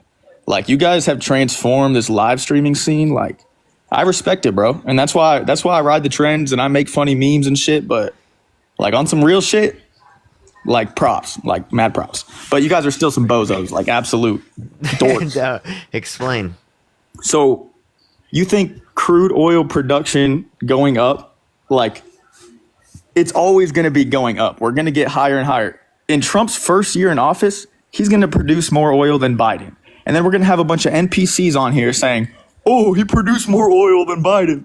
He's for more. He's for America. Yeah. The reason And why we all bring your- that up and is all because your we're just points showing go because away. it happens under the administration doesn't mean it's caused by them. Tell us what specifically is the reason why Trump did better in terms of oil production. Because he was passing laws. The last guy gave you many laws that he was passing and policies he was passing. Which ones? Bro, he just sat there and talked. Which ones? Listen, I'm not here to talk about oil. That was the last guy's subject. But you came up and talked about it, dude. I was making a broader point on You oil. can't even name a single one, dude. You said, dude, that doesn't justify your point because you don't have like this specific policy that would demonstrate that it was causing this. Okay, so No. what specific policy demonstrates that Trump caused, right, a greater level of production? Bro, I don't know about oil. I don't work for Exxon. I don't work for It's Sheets okay. or Wawa. It's okay. At what point do you want to bring up? I'm more about like, I think this election was an ideology election. Like, I really think it was about instilling confidence in the left ideology versus the right ideology. I think that was ideology around religion. Like, when you really get specific with it, you look at the issue of What abortion. exit poll did you see that from? No, this is just my take on the election. Like, I think Yeah, we're very, I understand, but like we're if you very look at polarized, exit right? polling. The exit polling does not indicate that at all. okay. That what you just brought up is not in the top 10 reasons. One of the top reasons is inflation, the economy. People that said because it happened under the administration, they attributed it to them. There's no reason to attribute inflation to the Biden-Harris administration. Inflation happened all around the world: Africa, Asia, South America, Inflation? Central America, Europe, everywhere around the world. Dude, listen, what the hell does inflation have to do with it? So That's what people cited in exit polling. okay, yeah, you think they gave them the option of like ideology warfare? Like, no, they don't want to tell us like we're divided. That's my point. Is like we're divided about, as I was saying, the issue It's of not what abortion. they told. It's not what we're being Hold on. told. It's what Hold on, the let me exit finish my polling point real quick. indicated. Let me finish my point It's real what quick. we were saying. Because I know you like to debate religion. Both of you do. That's how you started, bro. Was just coming after Christians like on some crazy shit. And I think How is it crazy? Well, no, I mean, I don't think it's crazy because clearly you guys are gaining an audience and like there's a serious conversation around it. Hold on, I'm not dissing y'all. I'm just saying the issues that I think this election like created an ideology war over were abortion, because it goes down to religion. It makes you really think about your morality. And also, bro, LGBTQ, bro, nothing to do with the law, but that is just like something that's new to society right now, and we are reacting Not to new it. to society. It definitely is, bro. When was the Pride Month established? When was the Pride Month established? Ben, It's a I new will explain. thing. I will It's a new explain. thing. So again, as it relates to this, it's not new just because Pride Month was established. You know, Pride Month is about accepting people who are gay. Parker, I'm not saying new Can I equals please bad finish? Can I either. please? Okay, well, I'm just going to mute you. So if you want to look specifically at this, right, people who are gay and people who are trans have existed throughout history. You understand? Even in the Bible, there's mentions of people who are gay.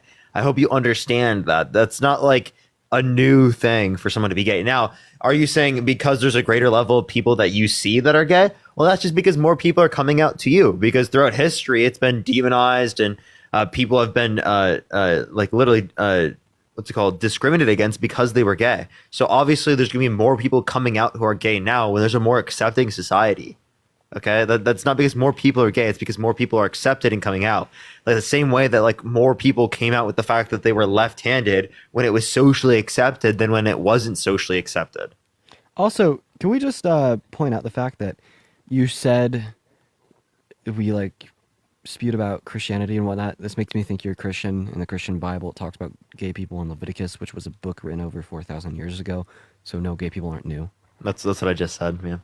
Oh, you did? Sorry. Yeah. Jordan, thank you so much for the $15. Thank you so much for ideology. So I'm talking more in terms of U.S. society, U.S. media, in Hollywood, in the like movies we put out and stuff, and a specific political point on that would be Pride Month, right? And another point on that would be gay marriage. These both happened. Listen, Parker, I'm not saying new equals bad. I'm not saying this equals It's bad. not. Gay marriage is not new. But you have to admit we've been more accepting to that community. It's more accepting. What's the issue with being more accepting? That's a good thing. Okay, I'm not making a claim on good or bad. I'm just saying that was the center Love thy of this neighbor. election. Love That thy was the neighbor. center. That was the center of this election. Is all I'm saying. Are we saying we should be more accepting of people or less accepting of people? We should be more accepting of good people. Are gay people good people? Some are good, some are bad. Okay, so Just like straight people. Some straight people are good, some straight people are bad. Would you say most gay people are good people? I don't know. Yeah. What? From what I can tell from my firsthand experience, I would assume, according to my morality, my judgment, yeah, most gay people are good. Like good, the word good. Yeah, I think most gay people are good. I mean, under your perspective, if you believe in Christianity, that doesn't really make any sense for you to say anyone is a good person because we're all sinners under your worldview. First so of all, not good Dean people. made the assumption. If you want to reference the idea of good people that we all have, because it's reasonable to like I refer to people as good people. Like obviously, yes, right? Most gay people, most straight people are good people, right? You think most people are good? Yes. Okay, so I think most people are good. I can agree with that. And I think that category of most people, I think there's gay people, straight people, B people, TQ2. They threw a number in there now. What does the number mean, bro? Can someone tell me what the number means? 2S? Two-spirit? Parker, dude, can you please tell me what two-spirit means, bro? So like if you're just not willing to accept other cultures, right? It's indigenous, right? It's gender, but like within a different culture. Does it have to do with SMEX? It has to do with gender. So you see how this just keeps expanding, and I think that's where the vote was this election. Yo, I'm so sorry. What do you mean it keeps expanding as if this is something new? Yeah, indigenous people have existed. Ideologically speaking, like two-spirit is a term, like as he just defined, a way to describe like indigenous people who have both masculine and feminine qualities, and there's a lot more that goes into it, but it is by no means new. It's actually older than our country. So I'm confused. And just like, by the way, like maybe just do some research before you speak on these things. It's the definitions are changing every day. There's no science behind this. It's all logical and definitional. Dude, wait. Yeah, gender is based on socially constructed norms. So is your name, right? Me calling you your name is also a socially constructed norm. My name is 1 in 10 Ben, and his and that's and do you think it's incoherent for me to call you 1 in 10 Ben? Does anyone have an update on the Jinxie tournament? Can you answer the question, you fucking weirdo? What'd you say? Do you think it makes sense and it's coherent for me to call you 1 in 10 men? That's a socially constructed name. That's a socially constructed word that we attribute a particular meaning to. Yes, oh my God, that relates to your your identity. Oh my God, dude. No, you know what? I'm not going to call you Ben because there's no biological marker in your body that indicates your name is Ben. Why would I call you Ben if there's nothing biologically within your body that determines that? Yo, hey, Christian, thank you so much for the $100 donation on PayPal. Thank you so much for the love, Christian. Christian says, my last TikTok live-based donation, given the likely verdict at the Supreme Court, Norway will also be affected in other substantial ways, so I'm reducing my reliance on TikTok starting now. Hopefully see you on YouTube. Keep being great. I really appreciate you for the love, man. I want to see at least 1,000 W's for Christian in that chat for the $100 donation. That is seriously so incredibly kind of you. I hope that you're doing well, and thank you so much for the love in chat. Make sure to know that Christian is appreciated. W Christians for the next 10 minutes. Now go ahead, buddy. Actually, before you continue, Anna, thank you so much for the $22 donation on Venmo. Anna says, Ben voted Trump because he feels overwhelmed with having to learn new things about humans. Embarrassing. Anna actually brings up a good point. Seems like you just want to educate yourself on things that definitely exist, so you'd rather hold to conservatism and place yourself in an echo chamber where people merely act like they don't exist. So I really appreciate you for the $22 donation, Anna. Everybody also show some love to Anna. Go ahead, Ben. I'm not going to lie. I kind of lost track of where Parker was connecting that to. But, I mean, I would love to talk with y'all about it. I was just showing that you have a coherent... your name is socially constructed, and that's coherent. And that relates to your identity. Obviously, you don't need biological markers to, like, reference something in terms of like a social identity. Okay, I got you. So are you saying our names are social constructs, so therefore gender being a social construct can make sense as well. Sense as well. Yes. So like I was saying, I think the election is split down, right? And I think the people that voted Trump, I mean, not like there's like a little like you'll see what I'm saying. People that voted Trump mostly want to stop that expanding of this terminology and these definitions and the changing of definitions. We're basically, because I did vote for Trump, we're trying to stop that expansion and just simplify things.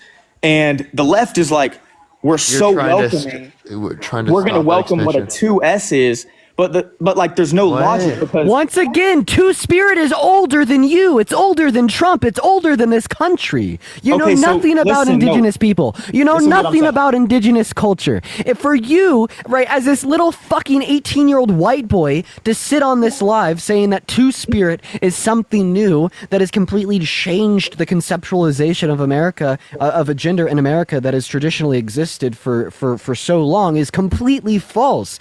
The conceptualization of Two-Spirit is older than any modern day conceptualization of gender as it would apply to the conservative movement. Conservatism was born out of conserving the ideals of the Whigs at the dawn and advent of America as we understand it today. Conservatism was born to conserve those ideals. I am sorry, and those ideals are quite literally newer than that of the Two-Spirit. Two-Spirit is older than any conceptualization of American conservatism. I want you to understand that fact.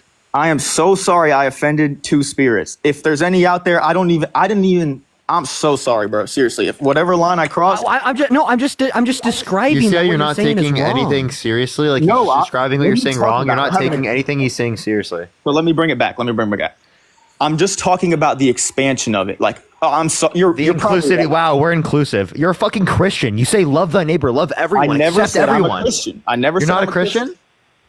I wouldn't consider myself a Christian, no. I thought you were saying you were Christian. I thought maybe I was the last guest.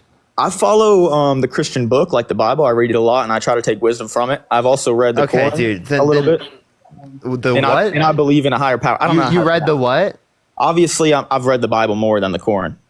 The Quran? The Quran? The Quran, bro. Jesus Christ! What is it? Quan? Hit the Quan. Hit the Quan. No. This guy's an idiot. No, the Quran. You donut. You absolute donut, dude. Holy shit. Yo, let's talk about religion, though. Let's talk about religion. Because I actually am very fascinated by it. I believe in a God, and I believe in what they preach, like pointing you to a God and eventually building a relationship with somebody. It's very different. And like, I feel like I've found that relationship, even with the universe, right? Like, on the left, you guys have like chakras and shit. Like, you're playing. What are you talking about, dude? Bro, like, this guy's delusional. What the fuck are you talking about? Do you believe in ghosts, Parker? No. You don't believe in any higher dimensional life than us. You think we're the most intelligent thing in this area. No, I'm the most intelligent thing in the universe ever. Me. I don't know. I think Emily's a little bit smarter, bro. I'm excited to see the debate, bro. I'm excited to see it, bro. When's it dropping, bro? When's it dropping, Dean? Did you tell him yet? Do we know? Chat. Wait, I just want to go ahead and play this clip, and then I want you to say that again. Everyone in Alabama wanted slavery back. You'd be okay with that? Sure. If everyone in the state wants it, go ahead. Oh, she's in the chat right now. She's in the chat. Why do you say partner? No, Why do she's you not. Say girlfriend? Yeah, she is. She just said, yo. It's the funniest thing in the world. She's my girlfriend. A partner. No, I'm playing. Yeah, I don't care. Why do you say partner? When you say partner, babe, it makes me think it's a dude. I hate them. I think they're retarded. I think the shit that these fucking guys go on and say. So you think that this person is smart? So hot, bro. What, dude? Like, dude, if I can't wait until you What'd she see what say? she just said. What'd she say? She's insane. She's actually was not insane. paying attention Do to you look anything. up? Do you look up to the Nelk Boys? Do you look up to Bradley Martin? Yes, bro. I'm trying to, Do you I'm look trying up to to- build something just like Kyle. All of those people completely. So are you, bro. discredit and dispute So are you, bro. and reject Emily's beliefs. You both are young men entertainers. I just want to. I just want to. You gotta respect their craft. Like I just want to say this outright. So like Steiny, Bradley Martin, he was also there on this episode that's dropping. They all were vehemently You got to disagreeing meet with Emily Steiny, Willis. bro. Dude, that's my, like, I watch them every day, bro. Like, that's why I fuck with your content too, is because like you're getting involved with the people I've been watching, bro. My point in saying this is that even they disagreed with what Emily was saying.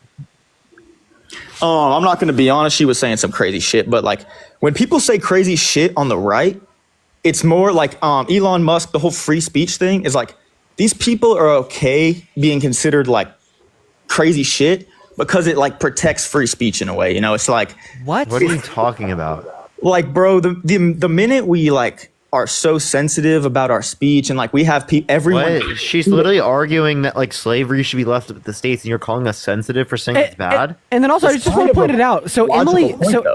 on That's the not most, a logical on the point. What are you talking about? On the most recent episode, it's terrible. Emily ended up rage quitting, and she left halfway through. And then when she came back, she talked at length about how wrong and bad it was for me to call her a dumb idiot, right? And how it was so offensive and mean, and didn't think it was appropriate for me to say. So tell me, that's why just you women. think That is women, bro. That's not what the conservatism. fuck, dude? That's no, just women. no. Bro. You disgusting fucking pig. What do you mean that's just women? What the Dude, fuck I'm not are you a talking pig. about? Women no, know you it are too, a fucking. bro. Shut up, dude. Shut up. What are you talking about?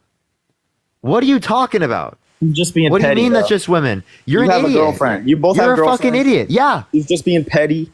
What are you talking? a- My girlfriend isn't like that. What are you talking about? So she complained about Dean calling her a dumb idiot. Like, who cares, bro? What, dude? What are you talking about? What are you saying?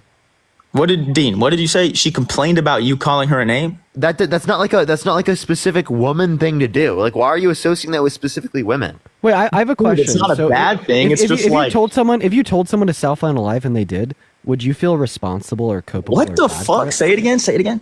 If you told someone to self-unalive and they did self-unalive, would you feel bad about it? That's an interesting question. I would never tell someone that. But if I did, hold on. Let me actually put myself in the shoes. Let me actually think about this. If I looked at someone, I said, "Go hurt yourself," and they did it, I probably would not feel bad. If I was telling them that in the first place, I must think they're already terrible. So the only way I would ever say that to someone is if they're absolute scum of the earth. And then if they did it, yeah, I wouldn't feel bad, but I would never say that to someone. Like that would take I would have to go evil. That's why I have a good relationship with God. No. I'm saying like you tell like Good the average relationship American with to God. self-un- After I literally brought. So that. if you told the average American to self-unalive and they did, would you feel bad? The average American, yes, I'd feel terrible. But So in other words, I would never you say that think to an average person. You think it's wrong to do that. So in other words, you think it's wrong to say things that cause harm, right? Okay, so did Emily say this? Is that where you're bringing Kristen, it? think of it $10. So, Thank you, Kristen. so in other words, if you think it's wrong to tell people to self-unalive because of the potentiality to reap harm from that statement, well, this explains why the use of slurs is wrong, because the use of slurs causes harm. This explains why literally calling for slavery is wrong. I don't even need to demonstrate how that causes harm. It's intuitive as hell. And that's why we say this. That's why we stand here. But dude, you guys both sit here on this live, and everybody, like all the left does this. You got all the hosts do this. You guys will you'll cross a line and you'll snap it. Like even in your recent video, you're like, "Oh, I don't care. I was so mean to her. I lost all of it. I gave up, and I was mean to her." Like you admitted to talking down to her. So that's because you drew your moral lines, and we you should said all, she we should crossed- all talk down to people that call for slavery. We should all talk down to people that willingly Exactly. defend the I agree. Confederacy. I agree. But in And order what- and how in does order this to do relate that, you to don't it? have to use slurs. You don't have to do bad things. Like what? If you call someone who is like agree. a fucked up person stupid, there's no issue with calling them stupid. Right? There would be an issue with using slurs. So what's your point about Emily? You said that she's intelligent. She's one of the least intelligent human beings that I've ever had the displeasure of sitting in the same room with. Damn, And I bro, mean that was very like seriously. the first thing I said about Emily. That's not really I don't really know her intelligence, bro. But it did open a good She's conversation. incredibly unintelligent. Jacinda, thank you for the $2.36. Can you give us a sneak peek of the conversation? What topics did you guys go over? Alexia, thank you so much. I appreciate the $10. Thank you so much. I really appreciate it. Thanks for dog walking this thoughtless dimwit. It's astonishing how illogical and simple-minded these people are. Thank you so much, Alexia. I really appreciate it. Thank you. These And Samantha, people. thank you for the $1. Who is these people? Do you mean like MAGA that come up on the live? Yeah, we all have unique perspectives. You guys just try to categorize us as Wait, name one good Trump courageous policy. felons. What? Name one good Trump policy. Dude, the only big one I can think of is the jobs and tax cut in 2017. His main It's tax actually a bad policy because it How, only bro? It increased our brought GDP taxes by- down for every group. Every it only- income. it- got it brought down. only Ben- increased our GDP by $8 billion a year, while Every costing tax group got brought down, got taxed less. So how was that bad? Every group got brought down. Did I get flagged on your side, Dean? Yeah, Every you just wanna come group back on got another brought time? down. Yeah, I'll come back on my main. So the Every argument against group.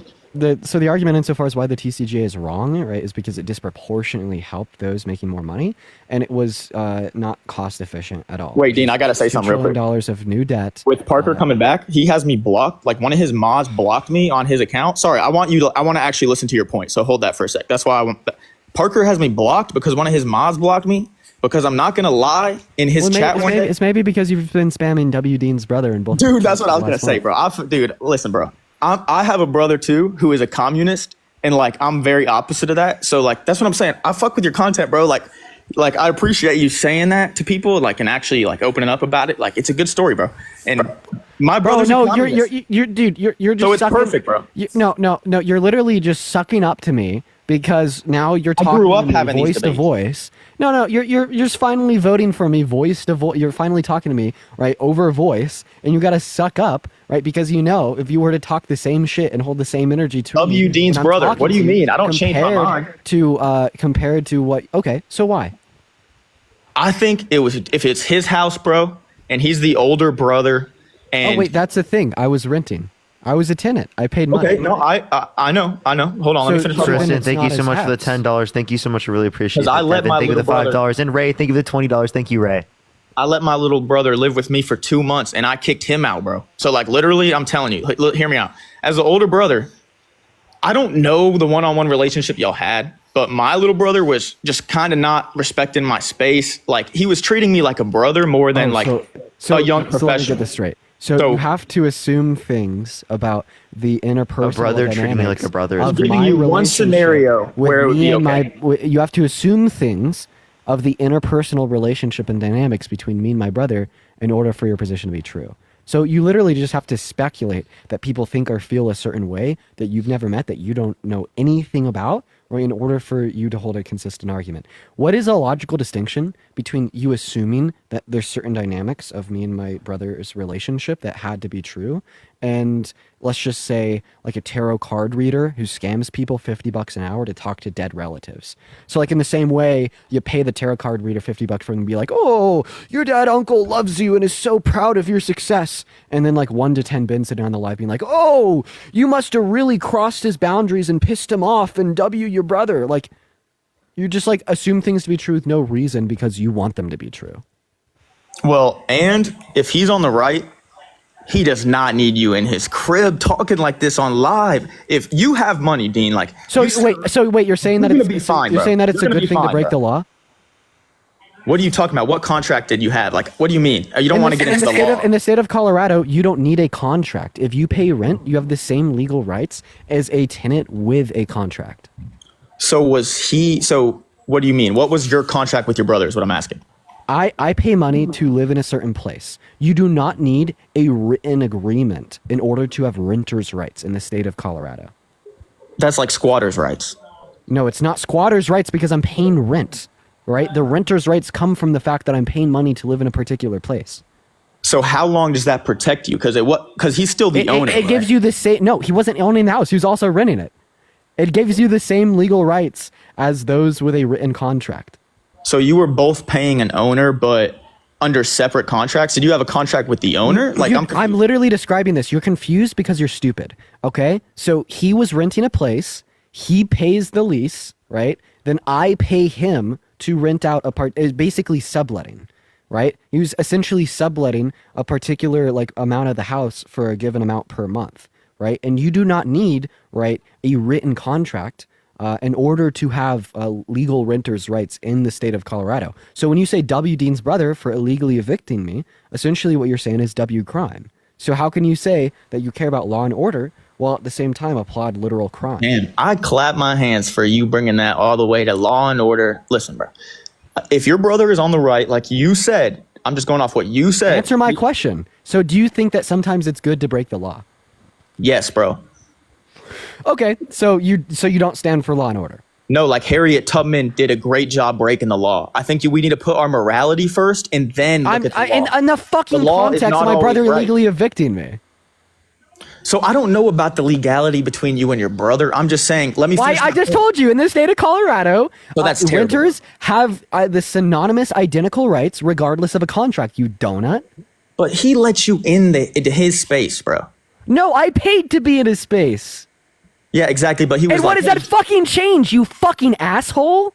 So he was like, Dean, you should come bro. with me. Exactly, bro. Like, dude, why are you Let me finish my like, point, bro. Why No, are you guys no, getting so shut mad the at me fuck before- up, dude. Because you're going on a TikTok live questioning Dean about literally basic family things about whether or not you get kicked out. Like, it doesn't make sense at all for you to be like, oh, it's justified for your brother to kick you out. You don't know any of the conditions that existed, right? What are you talking about? In typical, you would assume that these conditions would be bad if it was the case that he was kicked out in that way. You wouldn't do that with your family members if you actually cared about them. And then also, what are I you want to make talking it about? incredibly clear that it had nothing to do with politics and all to do with jealousy. Go ask my dad. Go ask my mom. They're both more conservative than you are. They're both more knowledgeable than you will ever be. You literally failed to name one good Trump policy and instead wanted to talk about my brother, right? And they'll Tax tell you that what he Cuts did and was Jobs Act. It brought incredibly bad. everyone's taxes That down. was incredibly bad, right? So it's not even about politics. I've had so many Trump supporters DM me and be like, Dean, if you need a place to stay, like, I disagree with you, but what happened was wrong. Here's a place to stay. Like, you're just jealous, just like him. That's all it is, Ben. Yeah, and the You're tax like- policy that you're referencing, you're not acknowledging that tariffs will increase taxes for lower and middle income individuals more than the decrease in taxes through the Tax Cuts and Jobs Act would provide them. So that's a prediction, right? And if you're an economical major, whatever, we can look at that later. Economical major. Yeah, this guy is that really tells you intelligent. the level of intelligence. But I'm just saying, if your brother's on the right, like, you guys don't need to be Yo, living Sasha, together. thank you so You much know for what the I'm saying? $20 on Venmo. Thank you so much. I really appreciate it. Thank you. Thank you so much. Oh, so wow. you think that if you disagree, you Look should at- have to like not live yeah. with them? Like, look at how much the right wants to divide our country, folks. Seriously. We have a Republican, a Trump supporter sitting on if you this live politically disagree, you that- can't live with them. Look how much they're trying to divide us. Yeah, that Not he's even, basically bro. saying that true Trump supporters should kick out and illegally evict any liberal tenant. All right, why do you want to inspire so much division in our country? See, this is why majority of Americans voted against Trump in the 2024 No. election was because of rhetoric like this. I don't have a problem with, like, if you move out of your brothers and go move in with a super right, bro, if we live together, I think it would be fine. I encourage that. Let's get together as America and unite, right? No, I'm we're just good. saying it's more about the aspect that it's your older brother. Like, you guys grew up living together, bro. No, And, like, no, you're- we didn't. you We cl- didn't. like- we didn't grow up living Yes. together. Oh, you didn't? No, he's fucking twice my age. I got a half brother. See, like, you assume things to be true about like the relationship dynamics between me and my brother. Like, it imagine was going on a terrible. TikTok live and like asking these types of questions to someone. Yeah, right? like it's just weird, man. That is just Okay, like a so really let me weird ask you thing. this. Let me ask you this. I think what I think, because Dean, I think you're fine, bro. Like, I think you're going to be okay. You clearly have a financial stability. Like, you're blessed, bro. So when he kicks you out, it's like, who cares? I don't think you should take it the wrong way. Clearly, if he is super Wait, right, wait, and if he is super how old MAGA, are and that's you? why He he should Are just you a not minor? care. Like, what? Wait, He should are just not you a care. minor? You're a minor. You've never rented a place of your own. You've never lived on your own. You still live at home with your parents, right? I lived in Florida for about 8 months on my own. No, And then I lived- absolutely. And then I no lived in shot. Raleigh. And then I lived Absolutely in no Raleigh shot. on my own No. for about 2 years. Got my own place. Not paid at all. rent for 2 years. You are. And You these are past probably 8 months, most likely. Shut up, Ben. You are most likely a child that still lives at home with mommy and daddy. If you think the only concern that exists with finding housing is financial concerns, now.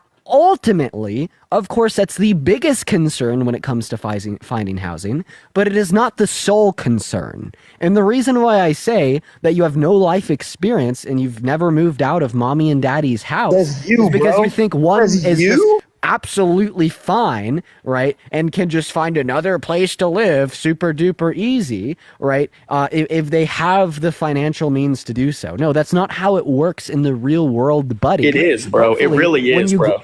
Oh my God. I've done it multiple times. So let me give you're you an some absolute advice. donut if Let me you think that's true. No, you're an absolute donut if you think that's true. You have concerns of availability. You have concerns if you're going to buy a place, is the current owner going in foreclosure, and do you have to work with their bank, right, as well as their real estate agent to see if they could actually pay that off given the closing date? You have like 30 or 45 day closing waiting periods, right? Even when it's in the context of renting, right? right? If you want to live in a certain location, you have to find things in that you have to find places in that location, and you have to look at availability insofar as when an available lease would be offered, right? It's not just a concern of how much money you have and if you could rent a particular property, right? If you're younger, you have to worry about credit score. You have to, even for some locations, have referrals from prior landlords. But like the biggest concern that's existed for me is undoubtedly been the case that I signed a lease for an apartment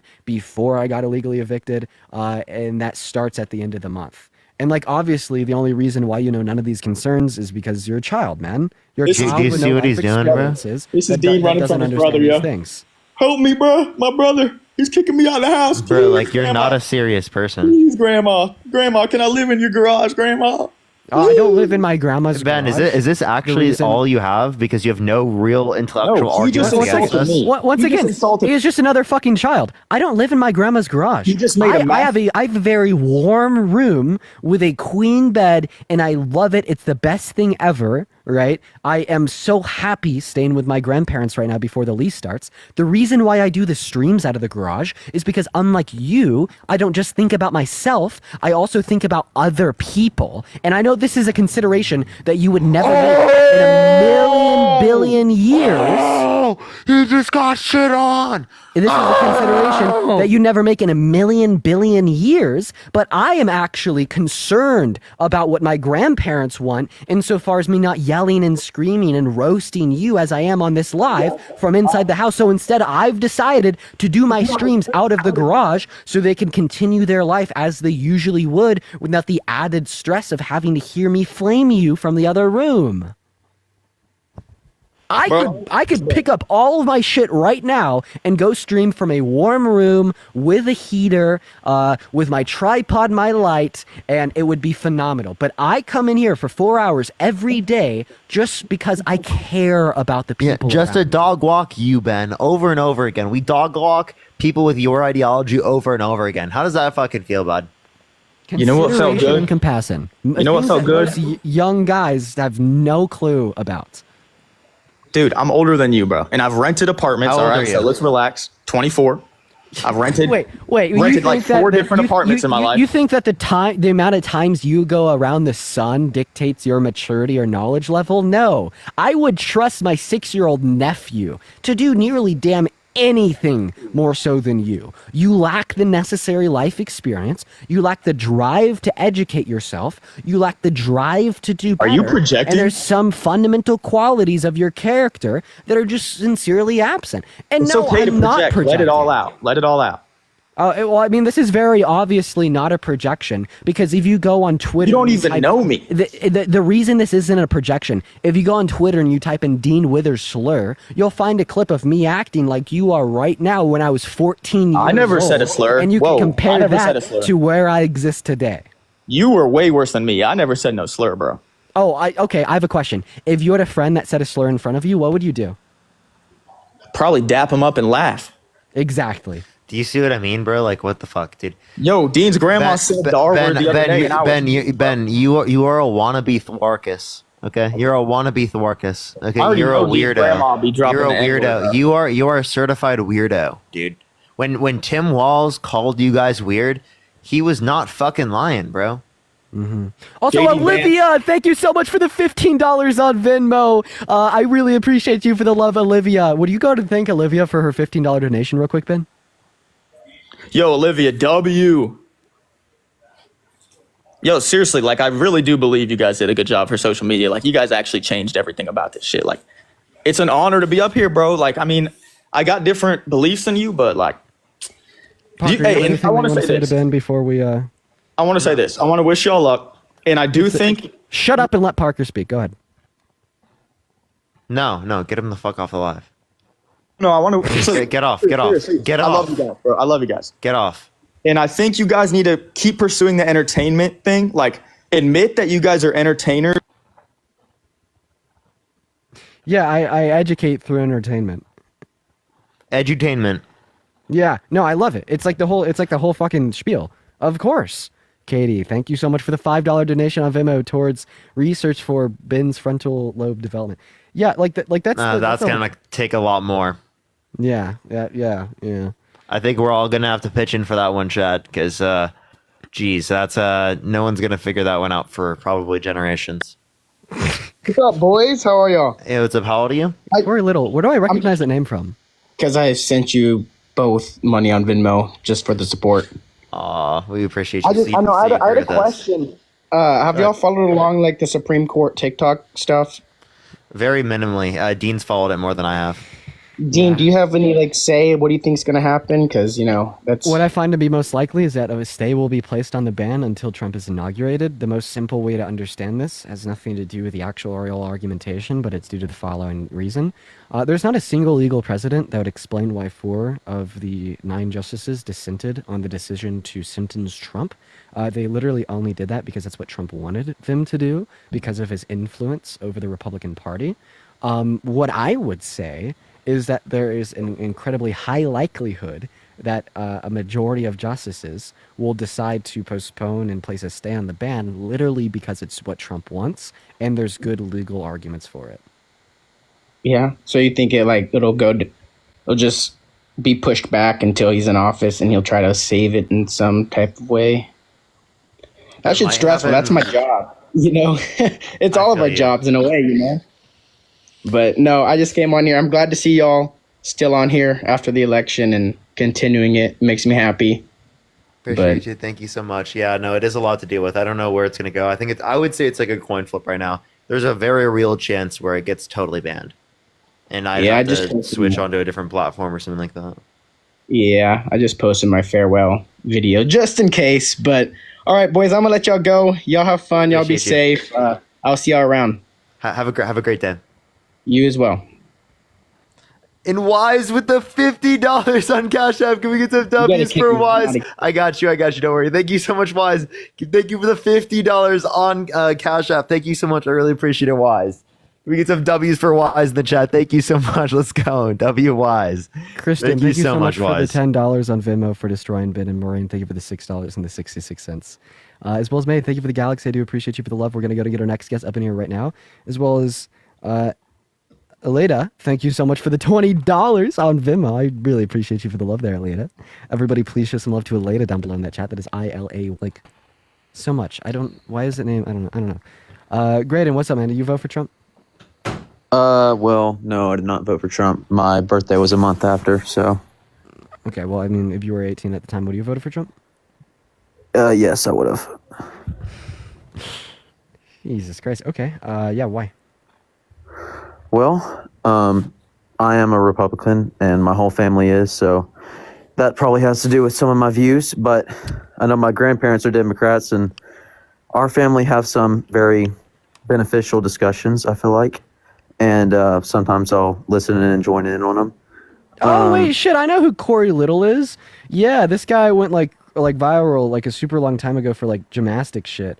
I remember seeing it and, thinking it was, pretty fucking cool, so I followed the dude. Isabella, thank you so much for the $5. Yeah, that's a W. That's cool as fuck. Yeah, great. And we're just going to do a quick test. What is one Trump policy that he's running on for the economy today that you think will be good?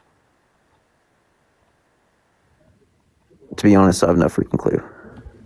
No worries, bro. I'm just going to send you back down to the chat. I think that watching the streams could be an incredibly valuable thing for you to do, and I appreciate you for coming up, bro.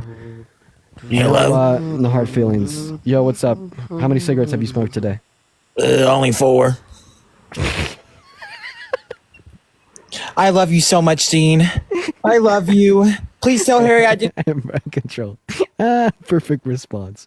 10 out of 10 response. 10 out of 10 response. You did well. You did well. You did well. Very good response. You did very well. Very well. Very good. Very good. Very nice. Very nice. No ban for you. No ban for you. Ban. Ban. No ban. No, you did that well. Corlo, appreciate you for the honors, man. Adam, what's up? Do you vote for Trump, man? I am a registered Republican. I am a Marine, combat veteran. I came in specifically to debate that last guy that was a supposed veteran. I voted for Kamala. Oh, well, I appreciate you for being for Kamala. Kamala. W vote for Kamala. Yeah, and honestly, if I knew that, I would have let you up. I don't know. I think that one could justifiably doubt what he had to say, so that would have been interesting to watch unfold. We're going to go and get our next guest up in the box right now. We got Travis Collins. I got about another hour and 9 minutes or so left on the live. Word. Do you still think that you're getting pushed from the vid, or do you want to make me bigger now? Because I saw a bunch of people in the Discord saying. I doubt. I bet it would be fine now. Let me look at it.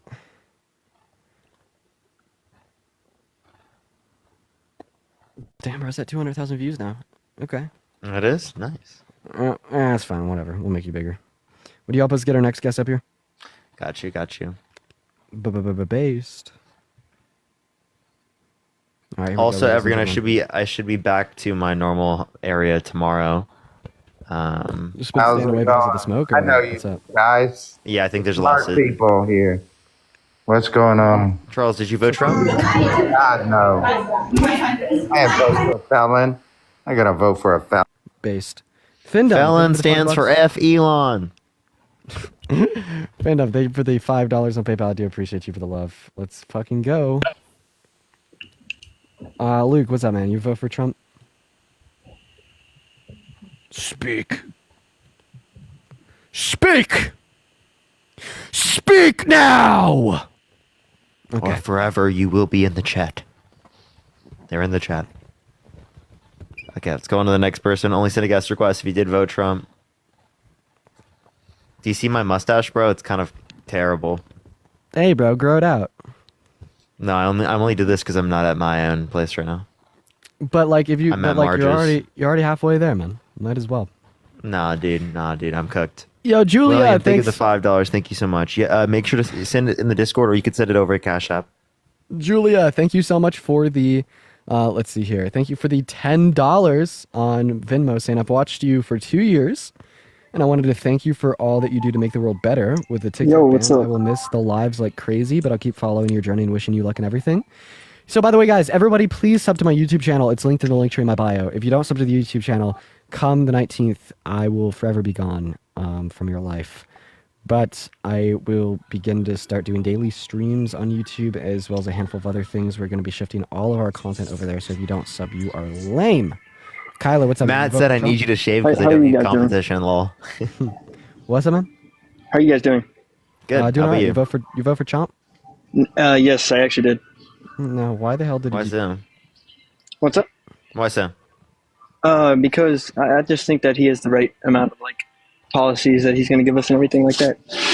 Okay, would you Like take this what while I go policies? use the restroom? Yeah, what policies in particular? So honestly, like to be honest, I'm not big into politics, right? Like I just know that he would do more than Kamala would. Kamala? Why so? What particular things would he do that is more than Kamala? Oh, right over there. Oh, right on aisle 9. Sorry.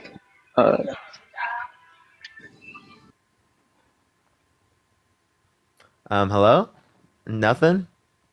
Everyone keep tapping that screen. Let's run it to 1.5 million likes. Share the live as well. If you want to support me, your Dean, Venmo, Cash App, PayPal in the bio. If you're MAGA, type in the comment section right now. It looks like Kyler's running away.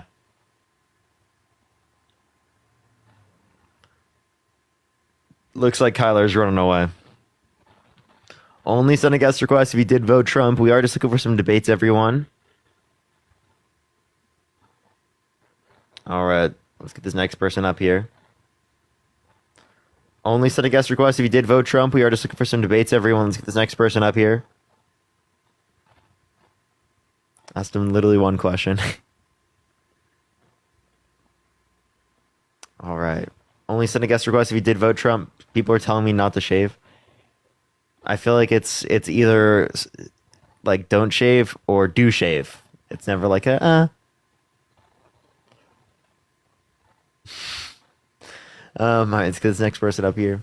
Why don't people debate? I have no clue. No clue. Janine, thank you so much. I appreciate it. Thank you, Janine. Yo, Betsy, did you vote Trump? I did. Why so?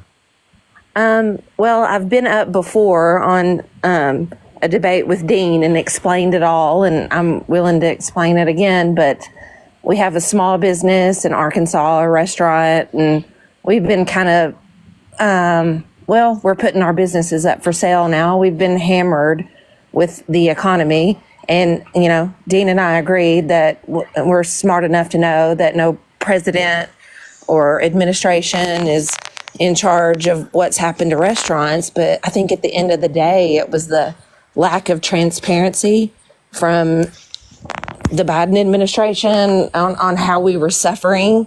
And I think Trump was willing to at least say, hey, and he's, tried to walk that back, grocery prices, but it affects us really, really hard in the restaurant industry when groceries are high and taxes are high. Yeah, do you think taxes are too high right now?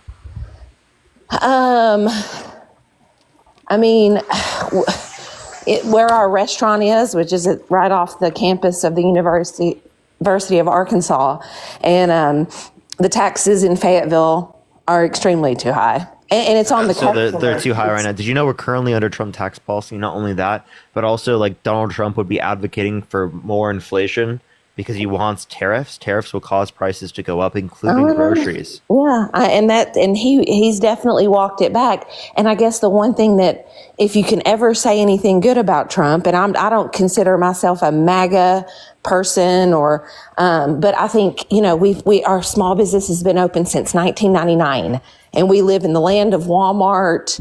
And, we have contributed to the local economy. Well, we can hardly afford to we have to pass the, prices off on our customer. We have to raise our prices, reprint menus, it's I understand, but that'll be more expensive if there's tariffs, and Donald Trump's advocating for there to be more tariffs, especially universal blanket ones on even our allies like Canada and Mexico. I know. And Dean and I agreed that I will be the first person to say, hey, this wasn't, but when it's your livelihood, I mean, it's our business. We've lived it. Since 99, we've lived under a lot of administrations. And it's just unfortunate that we were literally hoping for better. Yeah, I understand that you've lived under plenty of administrations, but what I'm telling you is I know the economic impact of tariffs, the tariffs like specifically that Donald Trump's advocating for, and they would be detrimental to you in particular, right? Even running your particular business. Yeah, I know.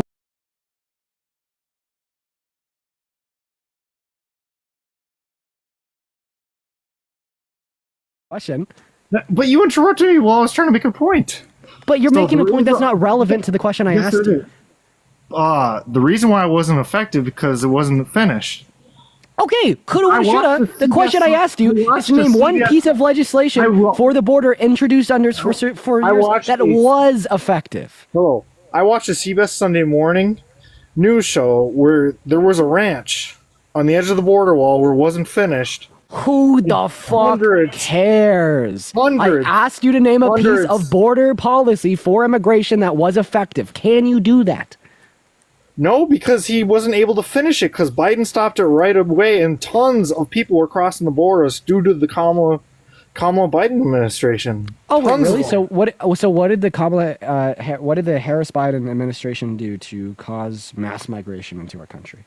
They shut down the border wall. There was ranches that had people pouring through them days and days and days. People were reporting them, and ranchers were getting mad at the president for quitting the. Okay, so I just want to clarify that striking down further construction of Trump's border wall is what caused the crisis. Is that your claim? Yeah, it helped. Yeah. Okay, so the reason that claim is false is because A, they actually tried to build more of the wall with a bipartisan border bill, but Trump told Republicans to vote against it. B, in 4 years, Trump only built 50 miles and it didn't impact immigration numbers at all. Yeah, it didn't because he wasn't able to finish it. Hey, why do you follow kids? What? Yeah. Why are you looking through my profile? I don't know. Someone said you followed kids. Because they're... What? How is that creepy? Oh, wait, chat. Wait, actually, give me a second. Give me a second. Why do you care? Well, I care about minor safety, but just give me 1 second here. Unless there's anybody else.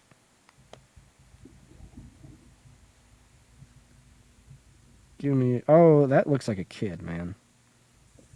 What? Damn, dude. Yeah, cause so the first kid I saw had the same last name as you, so it's family member, whatever.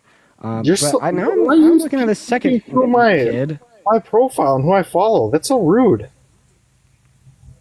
Okay, I don't care. I don't really care about how that impacts your emotions. Why are you following kids? Why does it matter to you though? Because I don't think that it's appropriate for adults to follow minors on social media, interact with their posts, etc. I think it's very weird. Why are you friends with kids? What if they're relatives? Well, one was a relative. I'm talking about the ones that aren't. How do you know that they aren't relatives and they have a different last name to me? Okay, as all of these people look incredibly... Are you saying that you're related to every single minor you're following? Is that your claim? What if I have a big family? Which I do. Are you or are you not related to all of the 5 minors that you follow?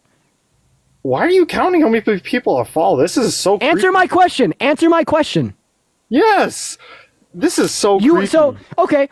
So I'm going to go ahead and ask you a question, and you tell me their last name. Okay? Are you really if you're gonna related, name them off? because if you're related to these people, you should have absolutely no problem telling me their last name, or at least the letter it starts with. So, Annika, what is the letter that her last name starts with? What? That isn't even a minor. Oh my God! Yes, that is a minor. Are you trolling? No, she's the same age as me. What the heck is wrong with you? And all of these people are in high school. They're literally in high school. Yes. No, they aren't. Last I checked, you aren't from. You're not going to sit me and tell me that the girl you could see her. She has TikToks with like multiple friends in her parents' house. So, why do you care? Wait, I see one with her mom in her house. Why do I care? Because it's a kid. So? You donut? Yeah, why does this matter to you? Why do you follow kids? Are you literally trying to get... Okay. I can't be anybody I know who are younger than me that are friends with me. Kyle, how old are you? Don't worry about it. I'm worried about it. What is your age? I'm not telling you, because you're going through my profile and all this shit. Tell me your age. No, I'm not telling you my age. Are you over or under 25? Don't worry about it. Because you're digging way too deep in my information. I don't want people knowing that about that makes me think that you're older than 25. So why is someone older than 25 friends with a minor? So right, you're younger? I can't... If people I know... or relatives or anybody I know, I can't be friends with them. I don't see any reason for like a 25-year-old to be friends with a 16-year-old now. This is like way too weird. Well, I don't find there to be any justifiable reason why like a man that's over the age of 25 is friends with a 16-year-old girl. If I am friends with somebody, if I'm friends with somebody who, but like I feel like a friendship is going to be predicated on like likeness to self, right? You're only going to be friends with people that share similar like common traits, hobbies, identities, etc. Right? That is what like friendship is going to exist as predicated by. And it's like, what can like a fully fledged adult grown man have in common with a 16-year-old girl? Why does this matter to you? Because I care about minor safety, man. So I'm not interacting with them. They're friends. Okay, so now you've contradicted yourself. So now I'm questioning your entire narrative because you just said that you're not interacting with people that are your friends. They're friends. You interact with your friends. They're family friends. Just get over it, guys. So they went from being family members to family friends that you don't interact with, but they're friends. No, not interact with on TikTok. Jeez.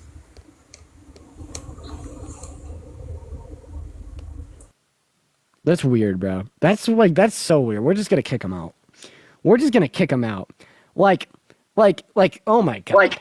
That's, I hate it. I hate it so much. Like, first it started off with like, so what's the big deal while I follow minors?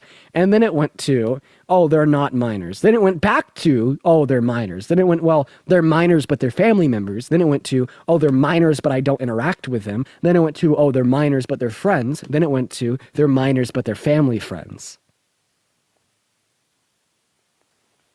That was the progression of the conversation, by the way. Hello, Dean. Every single point that how old are you? 19. November 23rd. Of what year? 2006.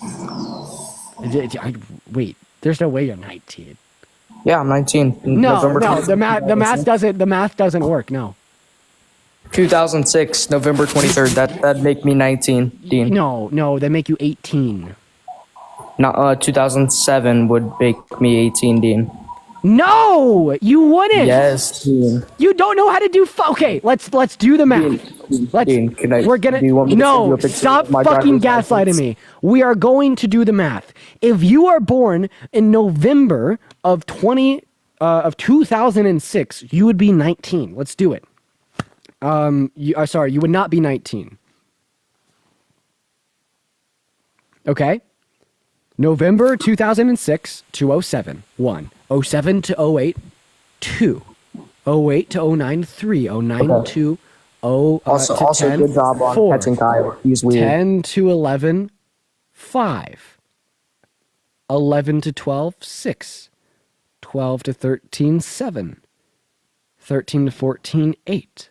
14 to 15, 9. 15 to 16, 10. 16 to 17, 11. 17 to 18, 12.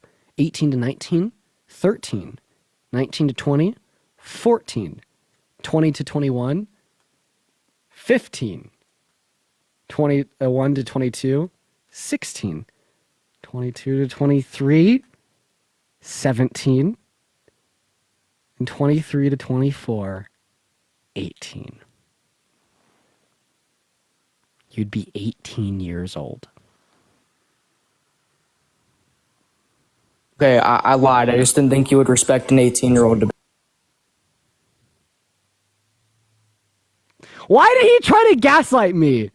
Yeah, no, fuck you, dude. You tried to gaslight my ass. That was, dude, that was fucked. That was fucked. No, dude, he literally sat here trying to gaslight me. He had me pulling out like the finger counting method. He had me pulling out the finger counting method, bro. Unreal. Raymond, what's up, buddy? You vote for Trump? Yeah, I did. Why the hell did you do that?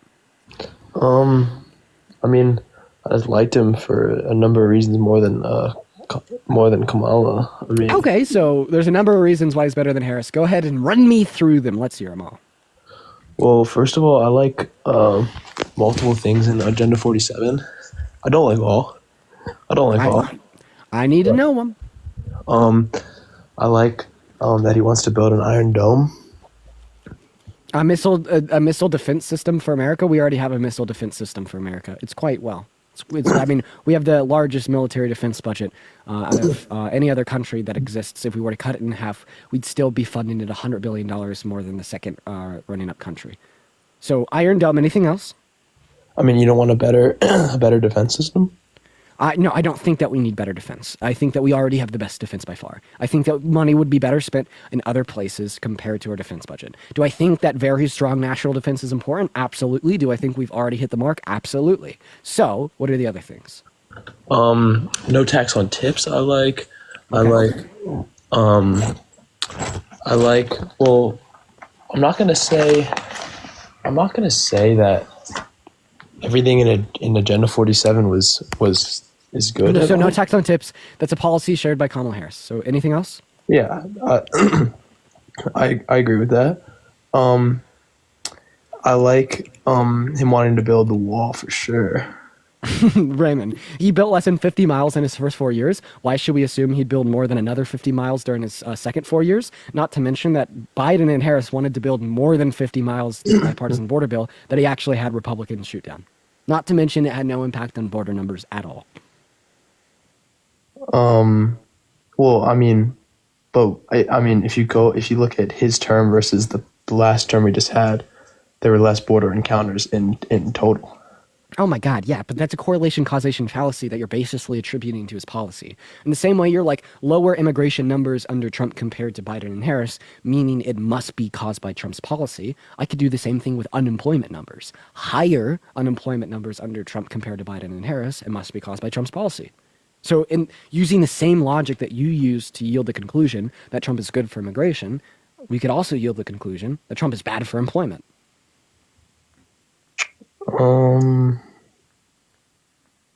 I mean, I wouldn't say that he's bad just because numbers were were worse than. What is that? What are you doing? I'm so gagged. I don't know what I'm doing. The whole finger thing, who fucking knows? I put no thought into that. I was just doing it. Well, the like Trump still had good unemployment numbers up until COVID. But so I wouldn't say that just because somebody else's were better means that his were bad. I just got fucking gagged, dude. Oh, that's funny to me. That was really funny to me.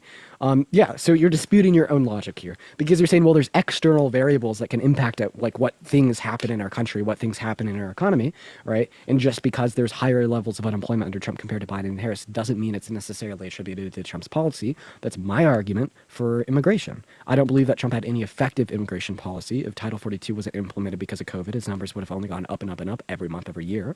Secondarily, I don't believe that Biden and Harris had any ineffective border policy. In fact, I don't think they caused a pandemic, and I think they give an adequate and appropriate response by pushing for bipartisan legislation through the House and the Senate that Trump shot down, then ultimately signing an executive order into law that has put us at lower levels of daily crossings now than at the same point under Trump's term.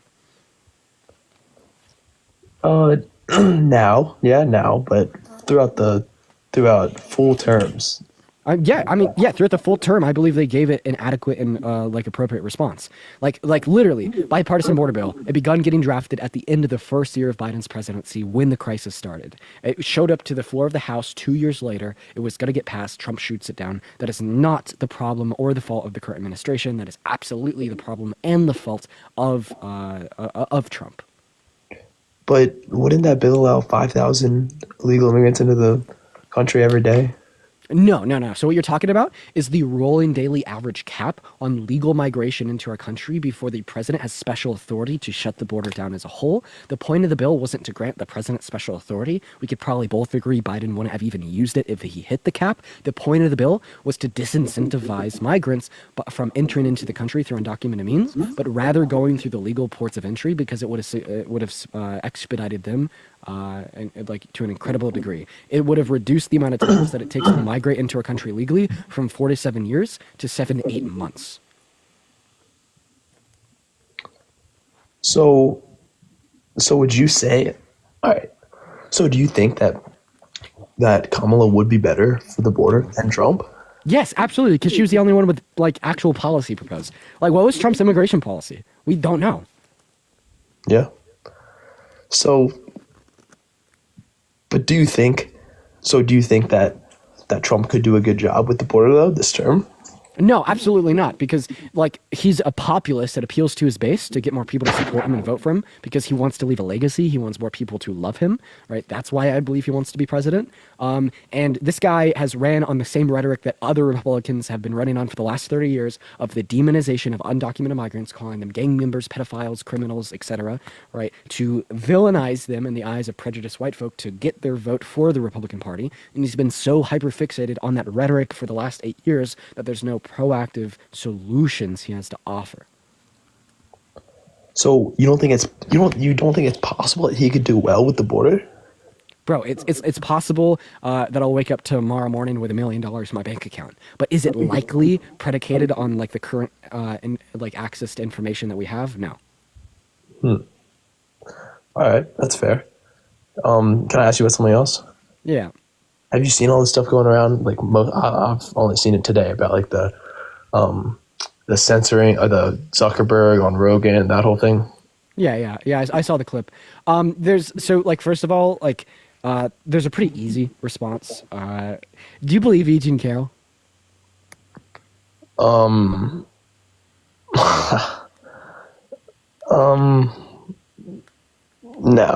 No. So you don't believe E. Jean Carroll, even though she brought evidence to a court and proved to a jury that Trump raped her. So why should I just believe Duck's word of mouth?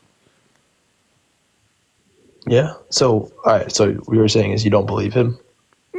What I'm saying is that I find no reason to grant credence to a man's word of mouth if you doubt a woman's not only word of mouth, but the verdict of a jury of 9 unanimously. I just think that it's incredibly hypocritical for you to accept what Zuck is saying with no evidence, then reject what E. Jean Carroll had said with enough evidence to, get a guilty verdict from a court of law.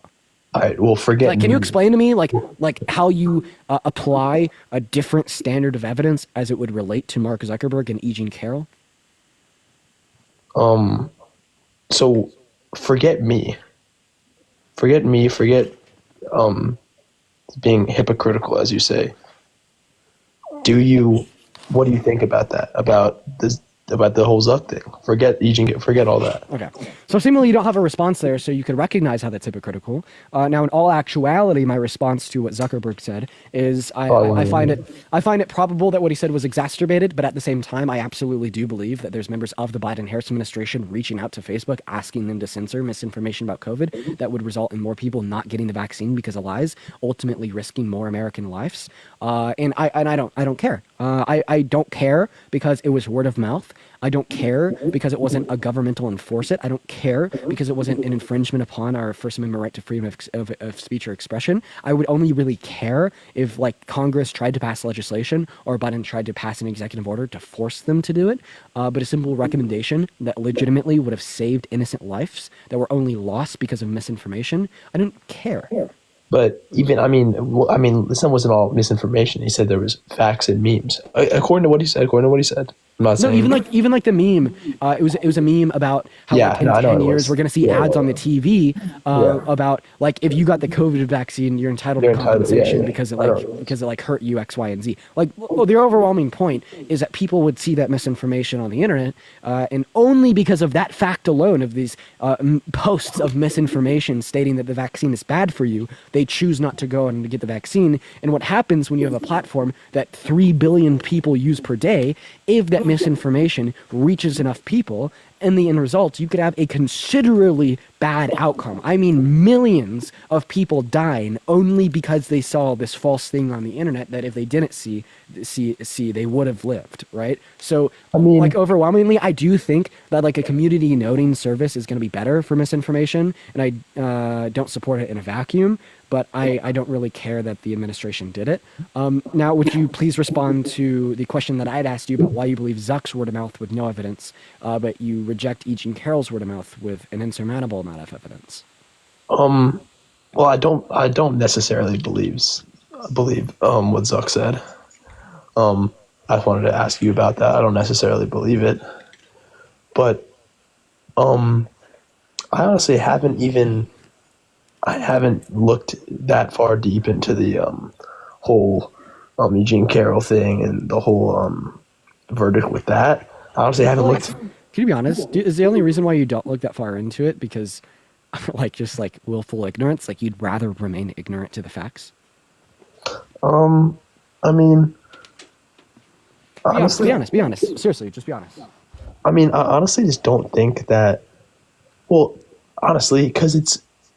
So what is the evidence? Because I was going to say it's kind of a word, someone's word against another person's words scenario, but I honestly don't even know what the evidence was provided. I know there's something about address, DNA. But the evidence is, like, readily available at, like, the tip of your fingers, and it has been for a long time. And I've seen your name before. I know that you be up in these lives often, especially when we have these conversations about the case. You've had more than, like, ample opportunity to be provided the evidence of, like, these events occurring, and, like, you haven't. And, like, my question at this time is, why haven't you wanted to educate yourself on that? Like, I feel like that should be relatively important to all Americans, no? Yeah. I mean, like I said, so what is the evidence? Because right now, as I think about it, I just feel like it couldn't be proven one way or another. Okay. Well, 9 jurors disagree, but if you want to know the specific evidence. We have medical records from the 90s indicating that Eugene Carroll's claims are true. We had a dress that she claimed had Trump's DNA in it that she wanted to submit to the court, while also having Trump submit a DNA sample to the court. So specifically speaking, his DNA could be tested against the DNA on the dress. Trump literally declined to do that. He didn't want to, indicating it's more likely that it was his DNA on the dress, meaning that her claims are more likely to be true. Like we also had evidence in the form of a picture of the two individuals together after Trump had denied ever meeting her, as well as Trump had confused a picture of his ex-wife with a picture of Eugene Carroll, while also upholding to the position that Eugene Carroll wasn't his type. That demonstrate a line and inconsistency in his story. Then we also had the consistency between those medical records, her own story, as well as the story of 7 others. So do you believe you believe it 100%? I think it is, yeah, definitely true beyond a reasonable shadow of a doubt. So, like, I mean, as I heard, there wasn't any actual proof, but what? Literally, medical records from the 90s indicating that she was raped by Donald Trump. That's not proof? Not by Donald Trump. Yes, medical records from the 90s indicating that she was raped by Donald Trump, right? She had a consistent story between the medical records and herself, as well as 7 others, as well as a dress with DNA on it that she claimed to be Trump's, with Trump then refusing and failing to provide any DNA to the court himself. And then we have 2 lies and 2 inconsistencies within Trump's story, no lies and no inconsistency in hers. And then on top of the fact that we have the Access Hollywood tapes from the early 2000s, where Donald Trump says that he likes to grab women by the P word without asking them first, what just so happens to be exactly what happened to Eugene Carroll, as reported in therapist notes in the 90s, before the Access Hollywood tapes even came out. So, I mean, maybe if Trump submitted his DNA, then we would know for sure, but I mean... Well, what does that tell you? Like, for instance, if you got pulled over by a cop and they suspected you of a DUI and you were sober and they asked you to do a breathalyzer, you probably would take the breathalyzer, right? To prove that you're sober. But if you were drunk and a cop pulled you over and suspected you of a DUI and they're like, here, take this breathalyzer, you'd probably fucking refuse it. like I guess the point is, like, there's a lot of evidence that this guy's guilty of rape. There's a very easy way to save himself the money that he has to pay out, and the social repercussions of being labeled a rapist, and that was just him submitting his DNA, and he chose not to. I mean, what does that tell us? I mean, I don't know. Okay, well, you got a flag, so I'm gonna move on. But I mean, obviously, any relatively educated mind would know exactly what that tells us. So,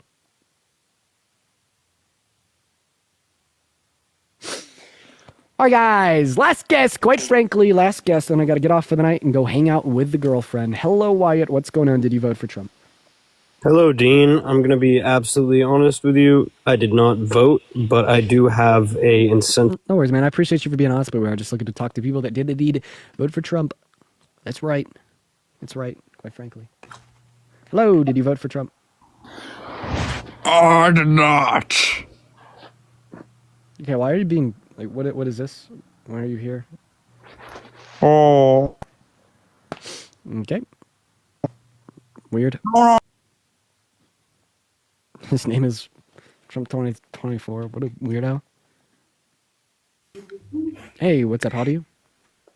Dean, I love your girlfriend. She's so fine. Where did you get the Hey, fetus, quiet. Where did you get the profile picture from? Where did you get the profile picture from? I'm curious. Your basement. I got it from your basement. Okay, get off the live. I don't know. I was curious because, like, where the hell do you find those pictures? I don't know. Tic Tac. What's up, brother? Trump? Yeah. Now, why the hell did he do that, Albert? Why not? I think he's better. Okay, I'm not you asked really. me why. You asked me why not. I got you. He's a 34 count adjudicated and sentenced convicted felon. He's also an adjudicated rapist. He also tried to religiously persecute and ban all new Muslims from entering into our country under last term. He passed no effective border policy. The only economic policy that he passed had marginal impacts on our GDP while costing $2 trillion. He spent close to $9 trillion of new debt-related spending, twice as much as Biden and Harris did. He's also very bad for women in America. He overturned Roe v. Wade. Today, 60 rape victims are denied access to abortion in 10 of our states because of that decision. As well as currently will embolden grape culture because we are literally rewarding a rapist with the Oval Office and compared to social scrutiny. If McDonald's wouldn't hire you, neither should our government. Not to mention that if there was a migrant that showed up to our southern border with the identical qualifications to Trump, 34 felonies, raped an American woman, sexualized American little girls, called for the termination of the American Constitution, and tried to overthrow and rig and change the outcome of a federal election, they would be labeled as a terrorist and turned around. But if they're born in New York, I guess they could run the country as a whole. There is a multiplicity of reasons here why none of us should support Trump. So I'm happy I can answer your question. I get that, but I think just because someone's convicted doesn't mean that other people in the government, Democrat, Republican, didn't do some shady stuff. Just because someone's not convicted doesn't mean they're innocent, right? Yeah, no, you're absolutely right. So just because other people in Congress aren't convicted of crimes doesn't mean that they haven't committed crimes, but you'd have to give evidence that they have. Okay, so how many people did Kamala Harris put in prison for weed charges? How many I'm people? going to kick you because you said that word. It's not on TikTok Live.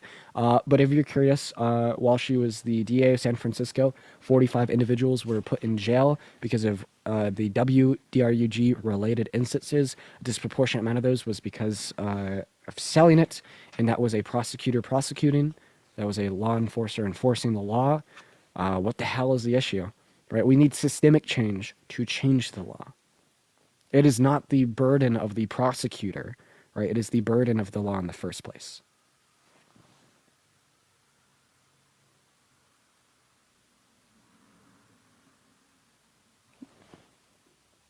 No. And by the way, the only reason why that drug is federally illegal is because of Republicans. Yeah. Hey, how are you, Dean? Doing all right. Hunter, haven't we spoken before?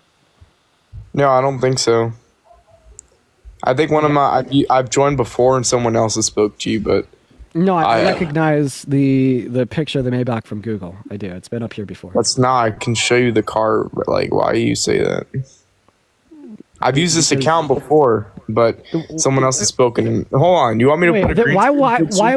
Why would you have a picture of your dad's car as your profile picture? I was trying to give you an out there. Oh, no, it's just a cool car, that's all. But you just have the logo as your picture. It's not like the car, it's like the logo. That's the whole point of it, bro. Dude, if my dad drove a really cool car, I'd appreciate and love the car. I'd be asking him if I could drive it all the time. But I definitely I do drive it, and it's mine. I don't know why you're saying it's my father's. How old are you? 18, bro. So why would you at 18 years old first have $200,000? That seems incredibly unrealistic. And then B, if you did, why would you spend I it didn't say I bought it all myself. I had help. Okay, yeah. Listen. I don't know.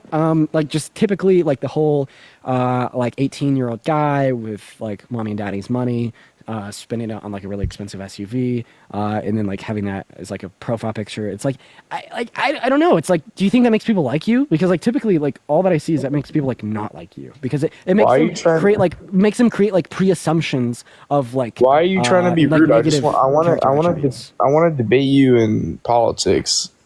Okay, yeah. You vote for Trump? Yes. Yeah. Okay. What's that? So I wanted to talk about the median household income in 2019 was $68,000 and $703, and I feel there was an increase. Well, I know there was an increase of 6.8% from 2018 median of $64,000.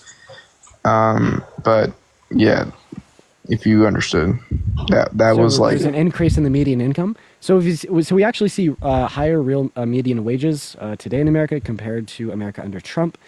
Additionally, it was because of inflation. That's real median wages. Oh, well, yeah, that was one of the main things.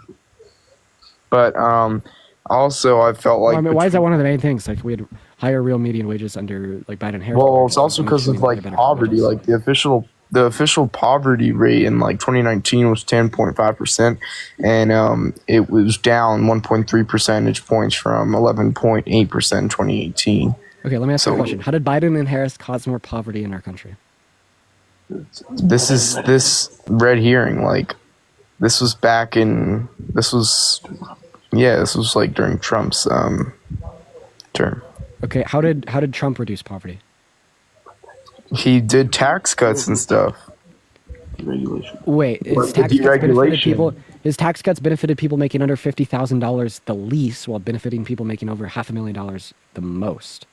So I mean, how is a tax structure that is inherently reliant, right, on trickle down economics that ultimately failed because there's no new macro business investment in our country as caused by the TCJA going to reduce poverty?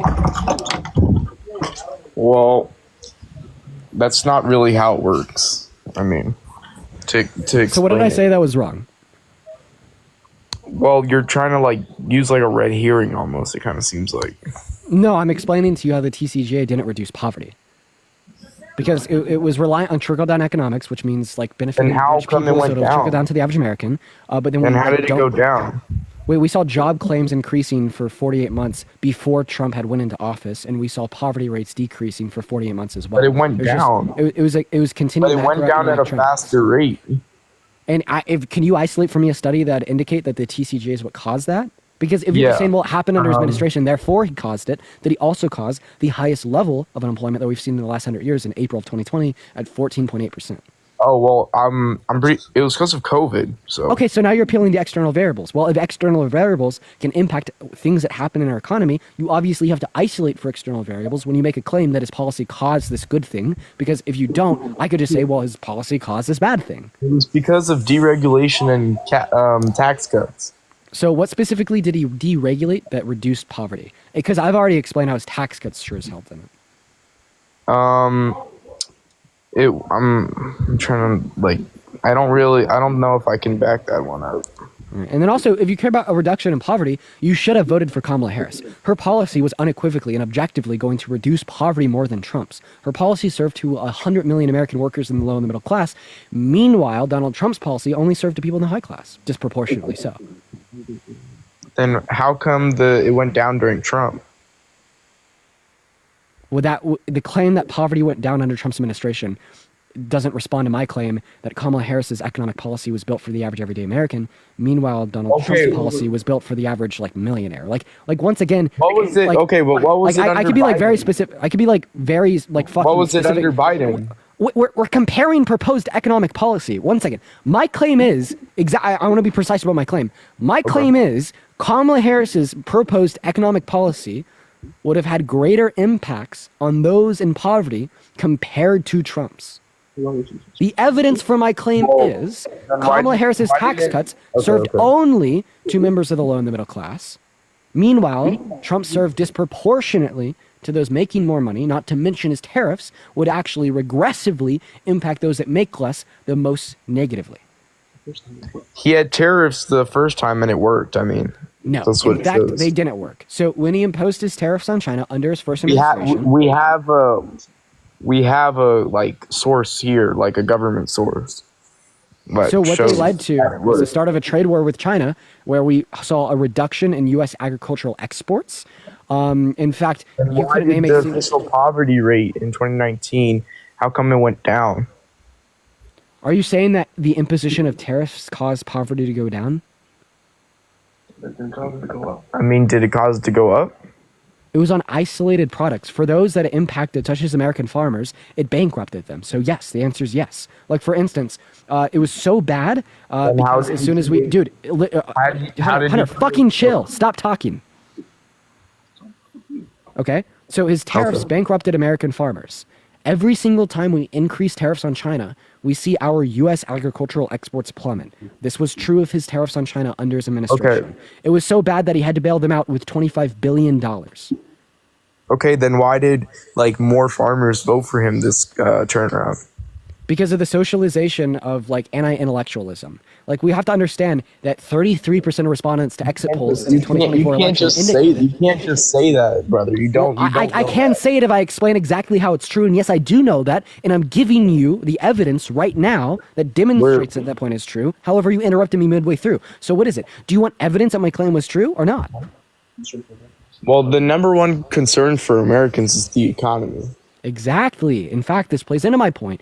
33% of respondents to exit polls in the 2024 election indicated that they voted for Trump because of inflation in our country over the course of the last 4 years that they blame on Biden and Harris. That inflation was caused by the pandemic, not by Biden and Harris, and that will make the average American vote for Trump over Biden and Harris. And by the way, this wasn't just true in America. This was true in nearly every country on earth. Incumbents winning elections in 2024 was the minority, when typically speaking, it is the vast majority. The reason is that inflation was caused by COVID in every country on the face of this planet, and because people just baselessly associate whatever happens in the country with the current administration, it caused more individuals to vote for Trump over Biden and to vote for more non-incumbents over incumbents on the global stage. But relating back to my point of tariffs, tariffs are bad because tariffs cause inflation, and tariffs reduce the amount of exports from our countries. So they hurt the consumer and they hurt the producer. Okay. Well, then why didn't that happen? Because didn't most people I'm pretty sure most people this come around voted for Trump, and they didn't think it was. So the tariffs did cause this under his first administration. Can I speak, brother? Well, no, you made a statement that didn't happen when he imposed tariffs on China. That was absolutely false. They did cause inflation on the isolated products that were imported. And why didn't it happen under Trump? It did happen under Trump. The price of solar panels went up 131% because of his tariffs. The price of washing machines went up 67% because of his tariffs. And they did reduce exports. They reduced agricultural exports. If you look up, right, a graph of U.S. agricultural exports year by year, right, and you compare that to a graph of times we've increased tariffs on China, what you will see is every single time we have imposed tariffs on China, U.S. agricultural exports have plummeted. That did happen under Trump's first administration. American farmers went bankrupted that were predominantly reliant on the export of particularly soybeans, and he had to bail them out with the Farm Bill of $25 billion. Why did they vote for Trump even more in 2024, bro?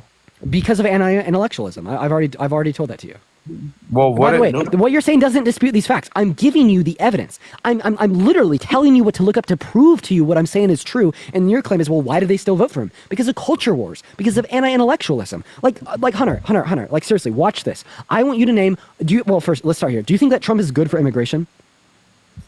Why are you changing the subject? I'm not changing the subject. It is relevant, and I will demonstrate the relevance. Is Trump good for immigration?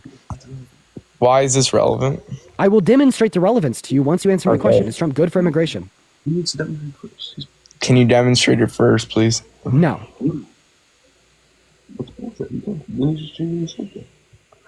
Well, I don't know if I want to answer that. I want to go back to what we were talking about. So you were asking me why farmers still decided to vote for Trump even though he was bad for farmers in his first administration. My answer was misinformation, anti-intellectualism, and culture war. And I'm demonstrating that to you how that is the case, that people will blindly believe anything that Trump says, even if it's not sufficiently backed by policy. So I'm demonstrating this to you by having you answer my question. I'm calling the average American misinformed on politics, not concerning themselves with the actual policy or effect of an administration, which would include farmers. Yes, absolutely. That is absolutely the case. Now, please answer my question so I could demonstrate this to you. Do you think that Trump is good for immigration? Well, so then what were farmers told? Dude, answer my question. Is Trump good for immigration? Yes, I guess. Name one effective piece of policy for immigration that Trump ran on in this election cycle. There were way more fentanyl deaths. Oh, I mean, there were way more things. Okay, yeah. You already fucked yourself over, but that wasn't an answer to my question. Like, not only did you not answer my question, because I specifically asked you to name a piece of legislation, and you instead decided to talk about F-drug-related deaths, but that was completely unrelated to the question that I asked you.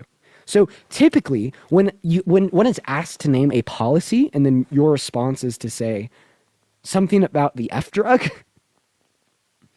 And like the relation of deaths caused by the F drug under Biden and Harris's administration compared to Trump's, that's a non-answer. In fact, it's a pivot.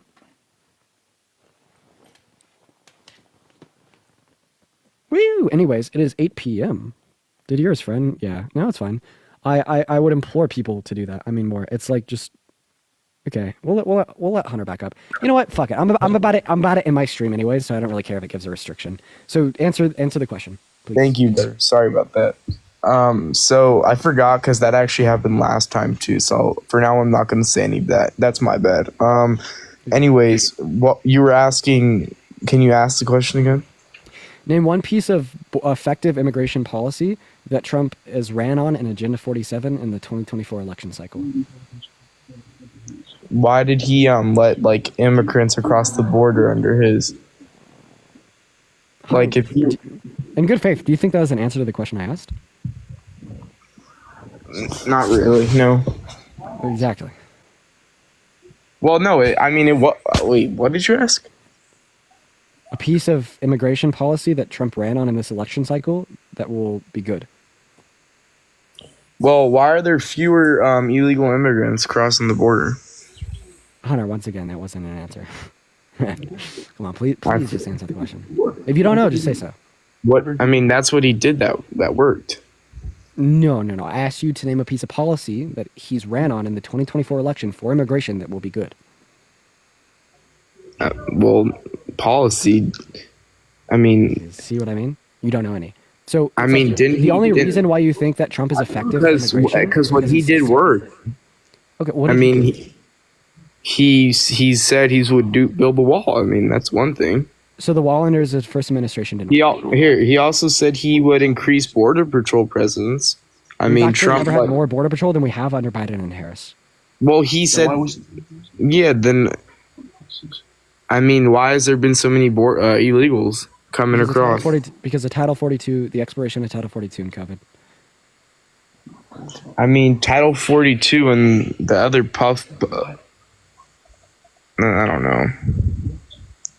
It's just like that. That's Biden.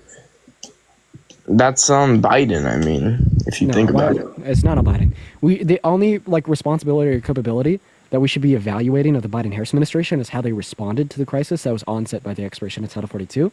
I think they give an adequate response. They try to influence good policy through Congress. Trump torpedoed it. After Trump torpedoed their good policy through Congress, they implemented an executive order that decreased crossings by 60%. Yeah. I think they did a good job. What more should they have done? Obviously, if there's a crisis in America, the president is going to be expected to try to get something done about it. The first method of getting things done, which is the most optimal method, is congressional legislation. That's what Biden and Harris did. Congressional legislation failed, not because of them, but because of Trump. What's the second method? Executive orders. That's what Biden did. Signed it into law and it worked. I don't understand what they could have done more. Realistically, I think they gave a really good response. And in fact, we don't really see any good policy from Trump. He influenced no powerful policy under his first administration. He just kind of spoke like he did. And right now he doesn't run on any effective border policy either. He just kind of says that he will be good for it. Well, I mean, yeah. So here, let me have my dad talk. He wants to talk. Hop in here. All right, go ahead. Yeah. So Dean, one of the main problems here was that Biden got rid of a lot of the policies that Trump had, and this led to much more illegal immigration up until his last couple months. But that doesn't really matter because for those other 3.5 years or so, we had a huge problem. We had more of those deaths, right? Yeah. So what policy did Biden? What policy did Biden get rid of that caused the crisis? Yeah, Mexico policy, border wall construction, Title 42, family separation, public rule, charge rule. I'm looking at a bunch right here, right now.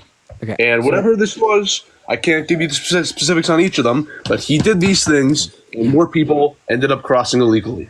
Okay. Is that untrue? So, I think what's untrue is that it caused the crisis. So, first 3 points: Remain in Mexico policy. Biden did overturn that. That didn't cause a crisis because the Remain in Mexico policy didn't prevent a crisis. Dark, thank you for the night star. So, while the Remain in Mexico policy was in effect, it only prevented 30,000 people from staying in America. 30,000. And the reason it was overturned was because it was a humanitarian crisis that Mexico no longer agreed to. When these people were going back to Mexico, being told to wait there, stay there, before they could come into America, they were at a 4 times greater risk of sexual assault or murder. It was fucked, right? So that's why we chose not to renew it. Not to mention that if you think the non-existence of the Remain in Mexico policy is a border crisis, well, then you'd have to say that we had a border crisis under Trump before 2019 because the Remain in Mexico policy was only in effect starting in 2019. The second point, he overturned Title 42. He didn't do that. The Constitution did. Our Supreme Court has ruled that a total shutdown of the southern border under Title 42 is only legal and constitutional given that a public health crisis exists. Title 42 expired when our government no longer had a public health crisis declared given COVID. Third point, border wall construction. He only constructed 50 miles under his first term. Most of that started in 2017. 2017, 2018, 2019, increasing border crossings year by year by year. Donald Trump didn't claim that the border helped at all. Not to mention that Biden actually tried to build more of that border wall with the bipartisan border bill as proposed to Congress by Langford. Trump told Republicans to vote against it. Okay, yeah. So there are a couple things. For Title 42, Biden did sought to end that. So whether the Supreme Court did that or not, this is kind of besides the point because Biden wanted the same thing as well. It only expired when the public health crisis ended, and it had to expire. If Trump was in office, it still would have expired because if it didn't, it would have been unconstitutional. Yeah, and he probably would have brought it back. No, he couldn't. It was literally unconstitutional. Like in order to bring Title 42 back, COVID had to have existed for a longer period of time. Whether that is right or wrong, Biden still wanted it. So it's still a policy debate, right? So you're saying that Biden's desires caused a border crisis? Yeah, I do, because I think people took it less seriously. Okay. And again, it's a very valid reason because you can nitpick every single one of these points all you want, Dean. But at the end of the day, there were many more deaths, there were many more illegal border crossings, and you can't really explain it.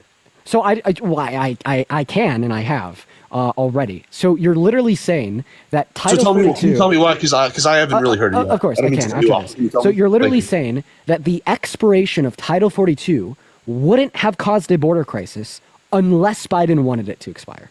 That's your argument? It's one of the many things. It's kind of to a broader theme that people didn't take it seriously. People were instantly rushing to the United States the second Biden got elected. They were wearing Biden-Harris shirts. They were holding Biden-Harris flags. There are photos of this. They were already there. They were already there, right? Because what happened? And more kept coming over the next 3.5 years. What causes immigration from other countries to America is because they don't like their quality of life in their own country, so then they want to come to America for a better quality of life. And when COVID hit, it wasn't just our economy that was destroyed. It was the economy of every other country on earth. But whose economy do you think was fucked more? Like the American economy or the Guatemalan economy, the Venezuelan economy, the Honduras economy? All of these economies and essentially every single country below America was fucked exponentially more than our own. So because of these deprived because of these socioeconomic deprived conditions that existed in countries south of the U.S. compared to our own, more people found more incentive to migrate to America. Okay. So when these people started migrating to America when COVID started, guess what happened to them when they came to the border while Title 42 was in effect? They were told to turn around and that they couldn't come in. This caused a backlogging of hundreds of thousands of people waiting for Title 42 to expire to come into our country for higher quality of life. So the crisis was imminent. The crisis couldn't be stopped. And with the responsibility of the current administration should be evaluated not on the existence of the crisis, but their response to it.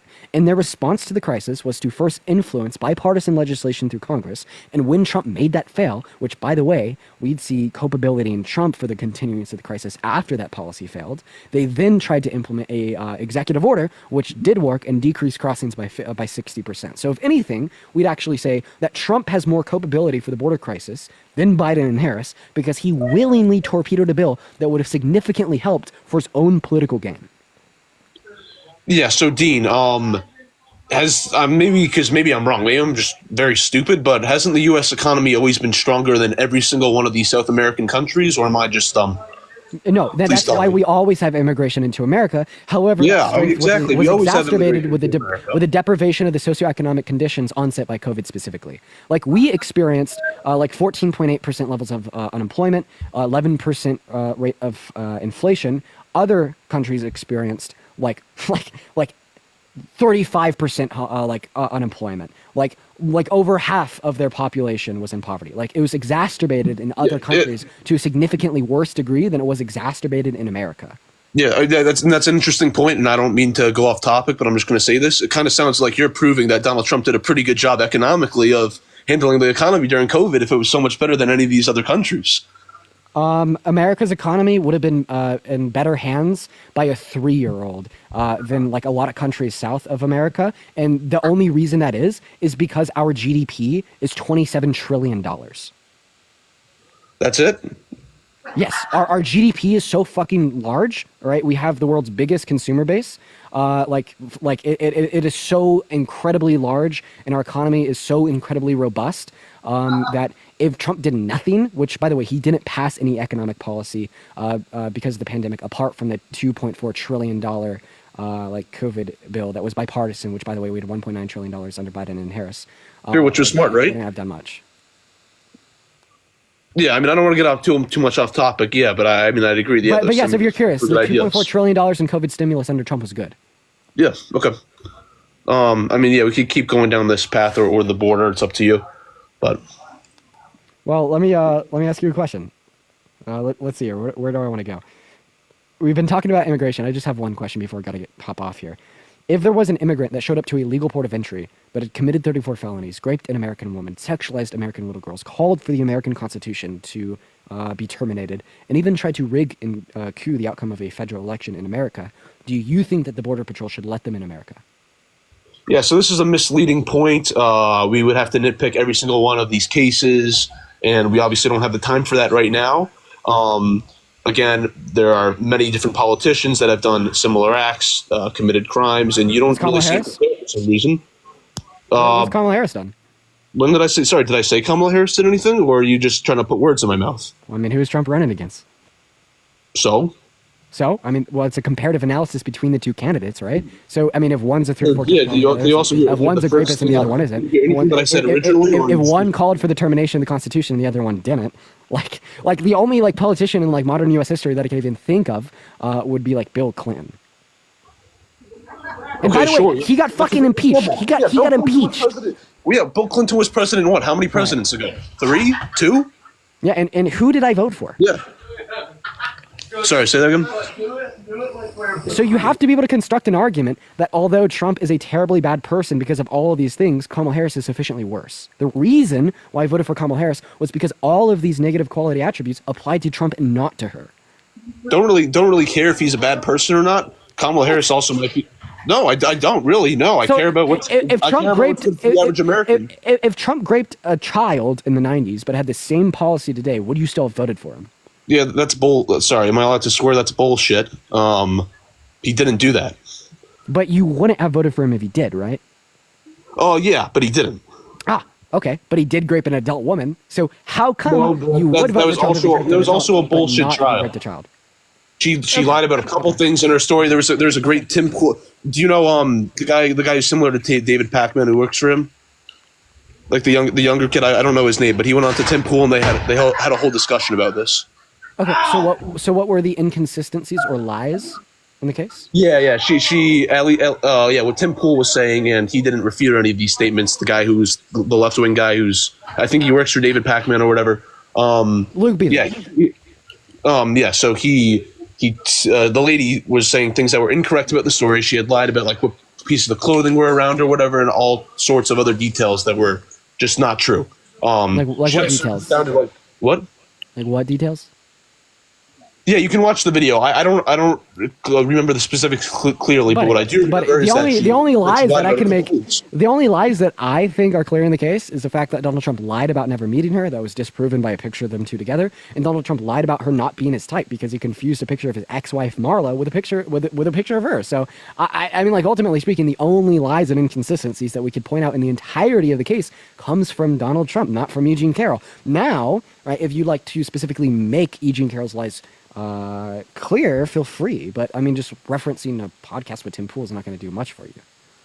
No, I mean it would, because then I would remember the exact information. I mean, I think you should watch the video too. Wait, I'm so sorry, man. I hate to say it. There's this great guy. His name is Parker. He actually debunked every single one of those lies that Tim Pool pointed out. Did he? Yeah, go look it up. Yeah. Okay, I'll look it up right now. I was lying. What I just said was a lie. Like what essentially what you're doing is like. Oh, so you're lying. So you're lying. It was a lie to demonstrate a conceptually relevant point. Because basically what you're saying is that you don't have an argument, but this other guy does. No, I do. The video is called "Tim Pool Humiliates Smug David Pakman Clone." So I'd love for you to give me the supposed lies as referenced by Tim Pool, and you'd have a position. But given that you can't, I don't know where we go from here. Like, how do I debate something that you are telling me exists, but you can't report to me what exactly it is? Well, I'm giving you the information for where you could find it, because I don't remember the exact information, but I'm telling you the name of it. I can tell you the YouTube channel. It's Rattlesnake TV. And that's where you can find it. But you have the burden of proof to justify that your own claims are true. And, like, you're not even making a claim. You're just saying that this other guy made a claim. Yeah, which you can find. That's like, the same wait, thing. Are you, for instance, are you Christian? Dean, it's the same thing. Like, if, for instance, if you asked me what was the poverty rate in 2019, and you wouldn't believe me until I showed you an actual source, but I could show you. It's the American Census Bureau. So what you do is you tell me exactly what the poverty rate was, and then you give me a source, i.e. the American Census Bureau. That is how you justify a point. But in this circumstance, you're not telling me what the lie is. Yeah, but I'm telling you where you can find the lie, so it's pretty similar. Oh yeah, if you want to find what the poverty rate is, go to the American Census Bureau. Boom, it's the same thing. I wouldn't accept that either. If you made a claim that one of his policies caused an exorbitantly lower rate of poverty, you'd have to tell me what the rate of poverty is that he caused. No, I could say you could go find. Let's go check it out. I also want to put it out there. Tim Pool is not a. Also, I want to point it out. Tim Pool is not a source either. You'd have to particularly reference where in the court documents these inconsistencies were clear. You wouldn't just be able to say Tim Pool. Like, that's like you going on someone else's live debating a Democrat, and that Democrat being like, "No, you're wrong. Dean Withers says so." Well, no, it's not true, because Tim Pool, I'm assuming, has sources about it, and there are others. I don't think it's smart to assume in these debates. Why? Because assumptions don't give you a justified position. I could just assume that Trump's worse for America. What do we do from there, right? Like, we shouldn't operate, right, our belief structures off of assumptions, or at least as little assumptions as possible.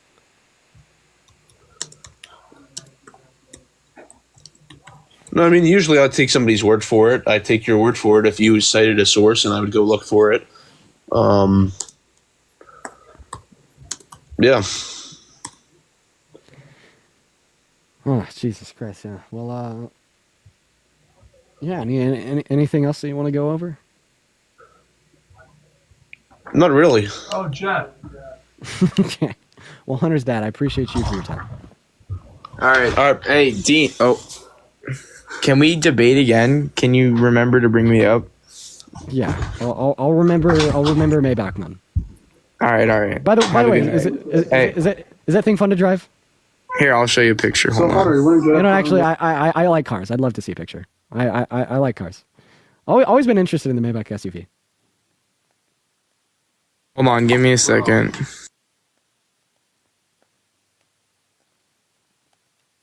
In the meantime, guys, what's going on? Yeah, that thing's pretty clean. See, that's the thing about those Maybachs men. They are absolutely beautiful. Beautiful cars. Good daily. It's a good daily. That's what I'd say.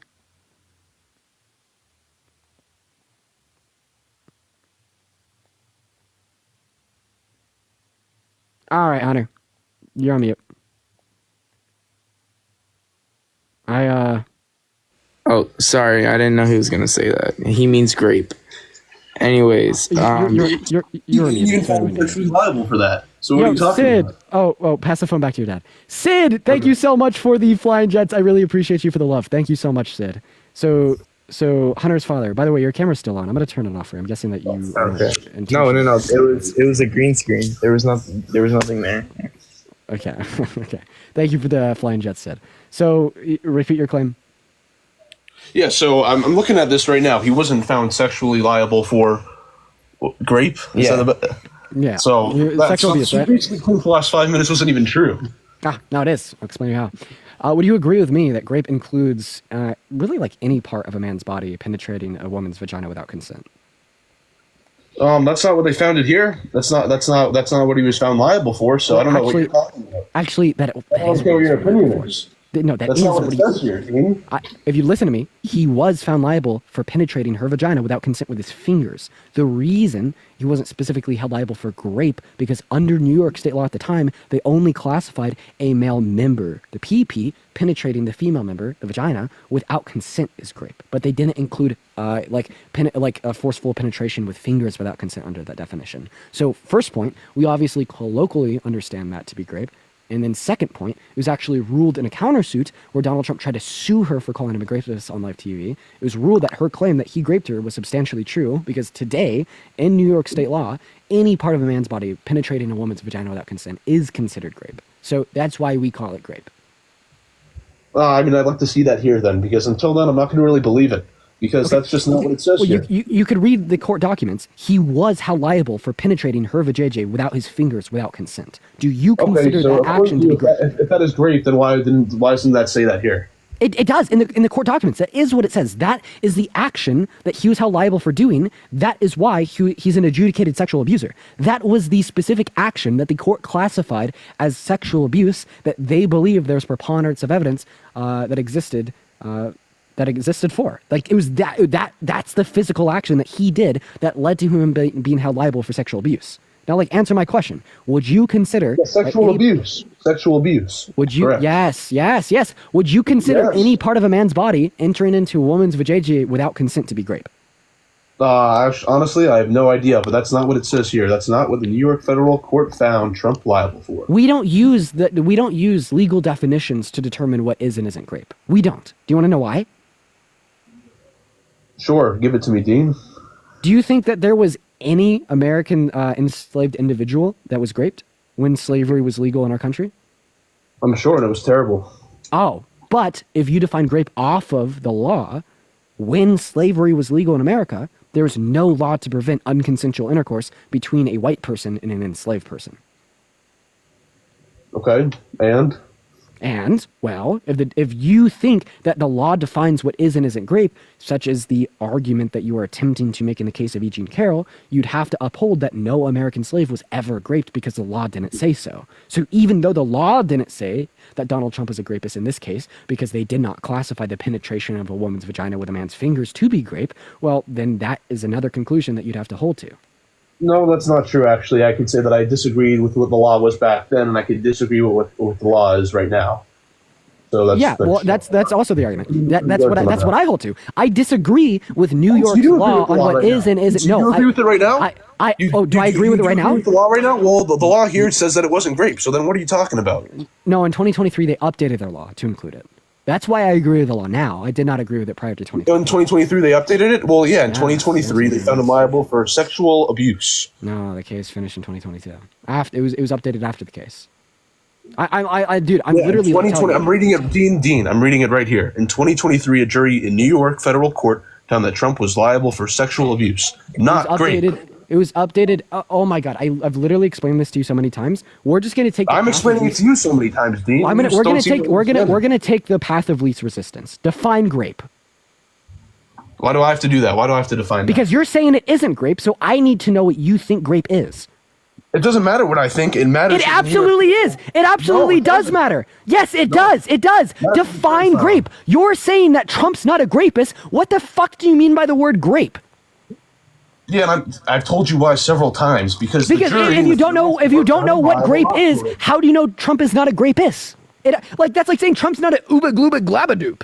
What the fuck is an ooba glooba glabadoop? If you don't have a definition for ooba glooba glabadoop, do you mean when you communicate the message that Trump isn't an ooba glooba glabadoop? Okay? So when you say Trump isn't a grapist, but I have no fucking clue what a grapist is because I'm an idiot and I can't define grape, well, of course I'm going to ask you to probably use your brain and define that silly little word, right? So define it. What is grape? So, Dean, just because I don't have it doesn't mean that the jury and the court didn't have it, which they did, and that's why they didn't find him sexually liable for grape. Oh my God. They operated off of the definition that grape is the penetration of a female's vagina with a male's penis without consent. Do you agree or disagree with their definition of grape? Sure, I do. You do agree with it. So do you think that it is impossible? So do you think that isn't? So let me get this straight. A woman can't grape another woman? When did I say that? Well, let's just assume that it requires a PP and a vajayjay, right, in order for grape to occur. Seemingly, a cis woman could never grape another cis woman, right? Dean, let me ask you this. You said no, you're answering my question. Can a cis woman grape another cis woman? I think you've been asking questions for a little too long now. Now it's my turn. But the reason you want to answer this question is because you know that women can grape other women, which obviously refutes that definition.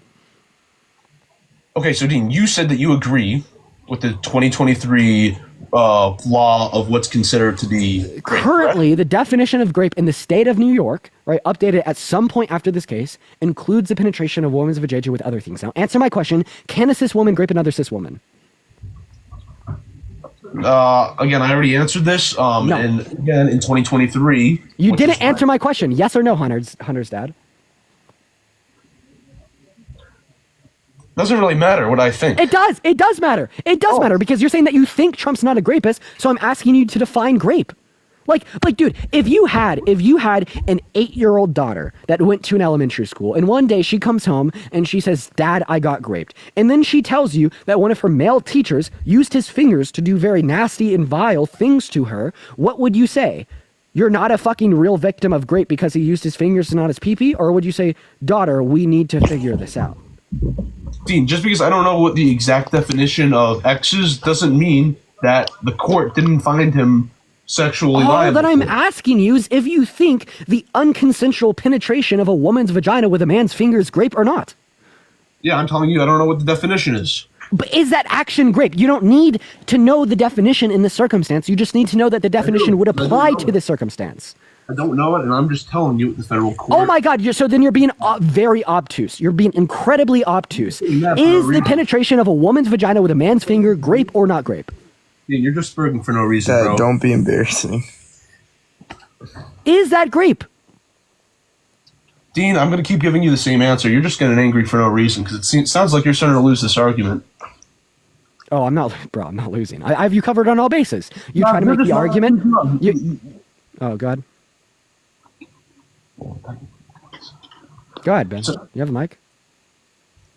Sorry, you talking to me? Yeah, you had something to say.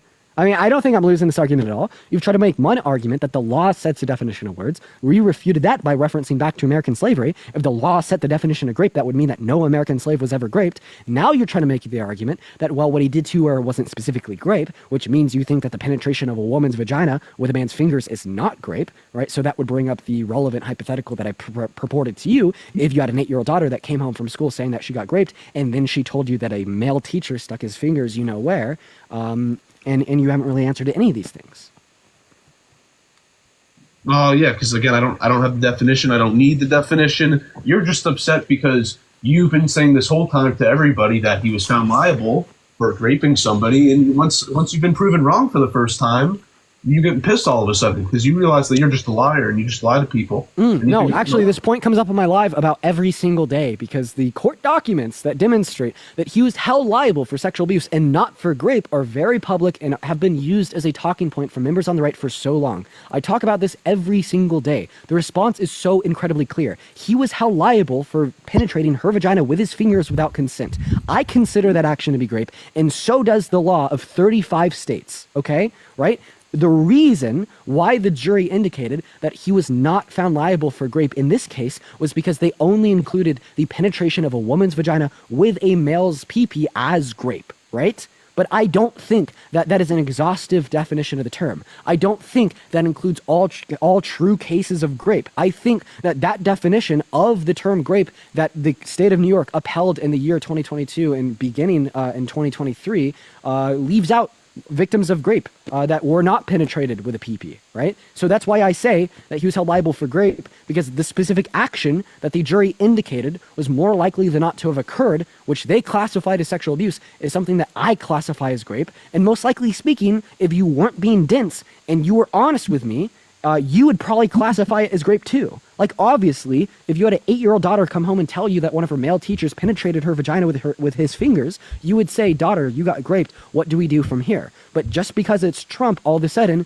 you want to play these silly little pedantic games and you want to make it all about the terms because you want to reduce the amount of harm that is communicated with individuals when you call them a sexual abuser compared to a grapist. You know that the term grapist holds more societal weight as being bad compared to the term sexual abuser, so you'll do everything in your power to avoid the use of that term. But if it was any man but Trump, you would obviously recognize it as grape. Oh, no, first of all, that's not true. Secondly, one of my buddies just let me know this, and I'm surprised because you obviously never want to mention this, but Donald Trump wasn't even criminally convicted or found guilty in this case. He was found guilty in a civil court case. No, he was just found liable. Liability is guilt in a civil court. Yeah, in a civil court. Yeah. Yeah, where you need less evidence, sure. Yeah, the standard of evidence in a civil court is lower than that of a criminal court. First point, I still believe that the standard of evidence is sufficient to hold a justifiable claim. Second point, that is the minimum standard of evidence. I believe that they proved it in the civil court to the same degree in which it could be proven in the criminal courts. However, the reason she couldn't pursue criminal litigation was because the statute of limitations had passed. And if you contest my position, right, and you do not believe that it was proven with the evidence to a standard that beyond a reasonable shadow of a doubt, please tell me the reasonable doubt to the evidence submitted to the court. Or maybe you could give me the evidence. You don't even know it. Funny. So you're rejecting that that the evidence sufficiently proved that the event occurred, but you don't even know the evidence. That's like me saying that all the food in your fridge is spoiled, but I don't know you, I don't know where you live, I've never been in your house, and I've never opened up your fridge. You lack the necessary information to come to the conclusion that the evidence was insufficient because you don't even know the evidence. I think the fact that the best argument you have is that this was found in a New York civil case, that this thing happened how many years ago? 23. Not the case itself, but the story of 23. When? 23 years ago. Well, yeah, 23 years ago, in a civil case in New York State, where they found him liable. Yep. This is the best you have. Like this is the best argument you have for me, Dean. Yes. Yep. Yeah, that's a pretty shitty argument. I'm going to be honest with you. Okay, why? Because New York is a very blue state, which despises Trump. Got it. Anything else? Why is this lady trying to get Trump in trouble 23 years later after it happened? Seems sketchy to me. Yeah. And 3, he's been found civilly liable for, once again, sexual abuse. Yeah. So point number 1, in Manhattan, which is where the case unfolded, 80% of people are Democrats. It was a 9-person jury, meaning that at minimum, one of the jurors was likely to be a Republican. Secondly, his lawyers got to help choose the jurors, right? And only one juror had to contest All 9 jurors unanimously indicated that this event had occurred. Secondly, you can't just say and speculate that they all incorrectly ruled, because the conclusion of the claim that it was a biased jury that ruled he was a rapist with insufficient evidence was exactly that. The evidence actually submitted to the court case must have been insufficient to prove that it occurred, and they just evaluated that it was sufficient because of their bias. So that's when you'd have to actually look at the evidence and demonstrate to me how it's insufficient to demonstrate the bias of the jury. You can't just assume that because it was in a Democrat state. Towards this second point, your second point is that it was 23 years ago. So 60% of women that get raped never report it to the authorities. It's incredibly typical for women to wait so long. And the reason why they do is because of people like you, okay? It causes harm for rape victims to report rape in a society that upholds rape culture. You are willingly contesting a woman's claims that was proved in court without knowing the evidence for it. You operate on speculation. You operate on hearsay. You operate on your emotions. emotions. You contest the findings of the court without knowing the evidence. You call her a demon. She's been dehumanized by the right. She's been turned into a monolith of the left to hate on. She's used as this totem pole of lawfare and deep state tyranny, when in all reality, this is just a woman who got raped by a man. Like, of course, people are going to wait before coming out about these things, or not come out about them at all. And then once again, just to drive this point home, it's not even atypical for women to wait. 60% of women never report it to the authorities. And so far as your third point of it being in a civil court compared to a criminal court, all that means is that the minimum standard of evidence is lower. However, in this case, I believe that it was proven to the same standard of evidence of a criminal court. And if you contest that, please demonstrate to me the reasonable doubt to it. Yeah, so Dean, you claim to say that women are afraid to accuse people of being raped. Yes, because men like you. Yep. Because of people like me, yeah. But when it's a bunch of Duke lacrosse players whose lives are ruined because a lady lies about it, then you're totally fine with it, aren't you? So you're saying that wait, repeat that? Something about, so you somehow wrapped in women being afraid of reporting rape to false accusations. Say it again. Yeah, I'm trying to reverse it on you. You seem not to give a shit when it's a bunch of Duke lacrosse players whose lives are ruined because a woman lies that she was raped by them. Bro, of fucking course I care about false accusations. How do we get here? Yeah, so my whole point is that when most of the time when men are accused of being raped, their lives are ruined, not vice versa. And what does this do to the claim that it's typical for women to wait so long to report rape? I'm disagreeing with you. That's my point, because they have such an advantage in the justice system when they accuse somebody of being raped that why would they be afraid? It makes absolutely no sense. Why would women in the Duke lacrosse? I'm sorry, let me finish. Can you demonstrate that? Let me finish.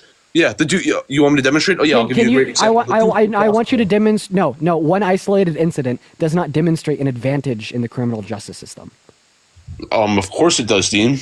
You fucking idiot. No, one anecdotal experience doesn't speak for generalization. Yes, you are absolutely an idiot if you think one anecdotal instance speaks towards the generalization. You know what? You are so dumb. That must mean all men are dumb.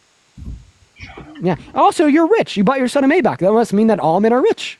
Yeah. Yeah. One group of men got falsely accused. That must mean that every accusal that ever occurs is a false one. Yeah. Yeah, so do we see there how like you could use like one isolated incident to speak for a generalization and how that logic ultimately fails?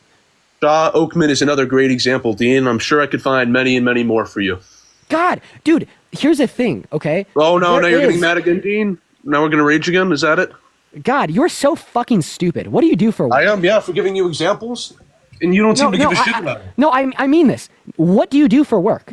How does this 50 IQ idiot make enough money to buy us a Maybach? Oh, wow, so now we're doing name calling, Dean. Yes, you are. No. Oh my God. Oh, the horror. I'm calling the shots as I see them. If I go outside and the sun is blue and I call the sun blue, I'm reporting reality. If I go outside and there's snow on the ground and I say it's a bit chilly, I'm reporting reality. If I call Hunter's dad an idiot because you have no actual argument, all that you do is you take words and you try to combine them together to sound smart, when in all reality you sound stupid as shit, I'm just reporting reality. And I've already detailed why you sound stupid as shit. You're saying that sometimes there's false accusations, therefore women must not be scared at all to report rape. Dude, you're sitting on my live saying that this woman that proved in a court that a man had raped her was a bold-faced liar that wanted to attack the man, even though you don't know one piece of evidence the court used to find him guilty. Seriously, name one piece of evidence she submitted to the court to prove Trump raped her. I don't need to, because yes, you do, you fucking idiot! You goddamn idiot! You fucking idiot! You are stupid as shit, you donut! There's absolutely no way you actually think that you don't need to know the evidence for her claims to ensure that they're true or false. Are you telling me that you could just dictate things and figure out if they're true or false through vibes, bro? Oh my God, this isn't real life. You're sitting here telling me that you somehow know because you're a fucking oracle of Jesus Christ if things are true or false without evaluating the evidence for them. Well, whenever we want to determine if something is true or false, whenever we want to explore if a claim as some like probability of being the case, we always look at the evidence for the claim. We always look at the evidence for any claim, not just as it applies to rape, but for anything. Like, for instance, you go up to a flat earther, they tell you the earth is flat. What is the first reasonable question to ask after that? Well, what's the evidence for the earth being flat? Because obviously, if we are to evaluate the claim that the earth is flat for if it's true or false, we must first look at the claim, look at the evidence to support the claim, and look at the evidence against the claim. Right? But he wasn't found civilly liable for rape. So you keep We watching. always look at the evidence. So would you please sit here and tell me that dumb shit-ass statement you made, that the evidence for the claim that she was raped is irrelevant, was stupid as shit? Will you tell me that claim was stupid as fuck? No, because it wasn't, Dean. And why are you assuming that I'm Christian? I'm curious. Oh my God! You're still gonna defend it? Okay, wait, watch this. If we don't use evidence to evaluate if a claim is true or false, Trump's a rapist, not because I have evidence, but because I fucking said so, Hunter's dad. All this conversation about E. Jean Carroll, the court, the evidence, fuck it, because I don't need it, because evidence is irrelevant to claims being true or false for you, so I just get to say it's true, and that means it's true. Dean, I've given you evidence for why I think that she's possibly lying about it, and you got very mad about it. Wait, what was the evidence that she was possibly lying about it again? Yeah, because it was from 23 years ago, maybe because she doesn't like Trump as a candidate, maybe because it's in New York, maybe because it was just a civil case, so you don't need much facts to back up your statements. Or maybe she was hiding something. Wait. So the fact that it's a civil case is evidence that the accuser is lying?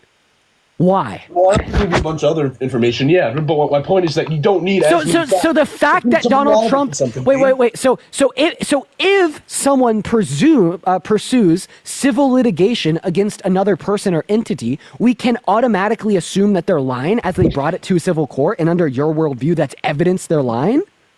No, Dean, because again, I gave you more. No! So now you understand why that was a bullshit ass point. The second point was that it was in the state of New York. So I just want to be clear. If any woman ever comes forward about rape in the state of New York, we automatically get to assume that they're lying because they're in New York? No. Dean, no! Another bullshit ass point made by you that you've now contested yourself. Good job. The third point you made was that she possibly didn't like him. Okay, well, first of all, I hope she didn't like him. Am I muted right now? I don't like my rapist either. And then Dean, second, you keep putting words in my mouth. And then secondly, what the hell? What kind of evidence does that give you that she was a liar? That's speculatory bullshit. Are you kidding me? What the fuck does that mean? She possibly didn't like him as a candidate. So are you saying whenever a crime is alleged against anybody ever that is running for any public office, and because politics is controversial by default, that we automatically get to assume that the accuser is lying? Because if we want to use that talking point as a legitimate form of evidence that the accuser is lying off the bat without researching the evidence for the validity of their claim being true, well then we just get to assume that all politicians ever are immune from all crimes ever.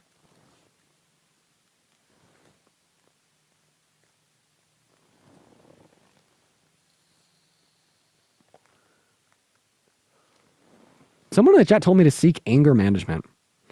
Dude, sorry for crashing out, you guys. All calm down. Go ahead and unmute your mic.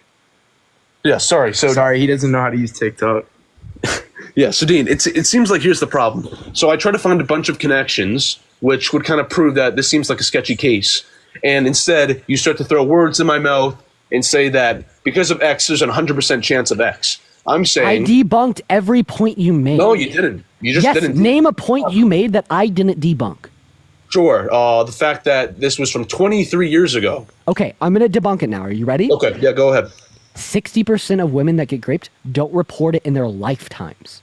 That means that the average woman that gets raped never reports it, meaning that it is more than typical for a woman to wait 23 years. Then how do you know about those 60%? How do you even know that they were raped in the first place? That makes because they absolutely reported no sense. it to people like therapists, state licensed Oh, therapists, yeah. friends, Oh, yeah. Okay, so that automatically on means- private surveys, not to authorities.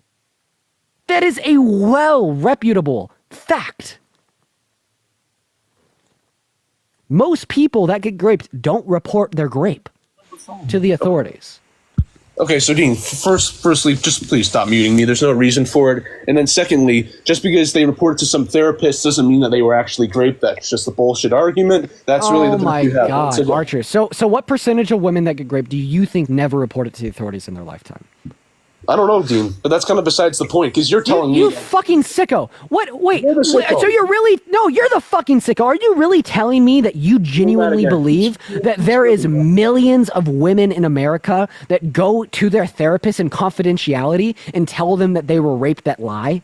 Really? What? Their therapist is legally obligated to tell no one else that information. Under what precedent would millions of women have to tell and lie to their therapist about getting raped? Well, because people lie about things all the time, just like anything else. Give me one reason that would serve the interests of millions of women to lie about getting raped to their therapists. I don't have to know that. I'm just telling you that... Because it doesn't exist. You pay... You fucking... Wait, I have reasons why they wouldn't. You pay for therapy. You pay hundreds of dollars to be sitting in the same room as a state licensed therapist to help you with your issues. Why would you lie about an issue that you don't have to waste your money? And why would millions of women be doing this? Do you realize how bullshit of a claim that is? I could really reverse this right on you. This is interesting. So are you saying any woman that says that they've been raped has been raped? Because according to you, based on your logic, that's what it sounds like to me. No, what I'm saying is that if any women were to lie to a therapist about getting raped, it would be infinitesimally small, not changing the statistic that 60% of women that get raped never report it to the authorities in their lifetime. How do you know that?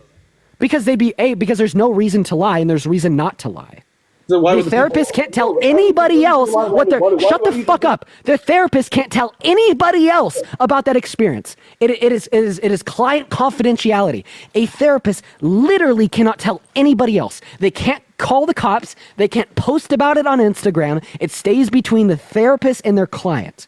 Secondly, the client pays to be there. The client sees a value in exchanging hundreds of dollars an hour, typically, to sit down across the table from a therapist, giving them so much money so the therapist can help them with their issues.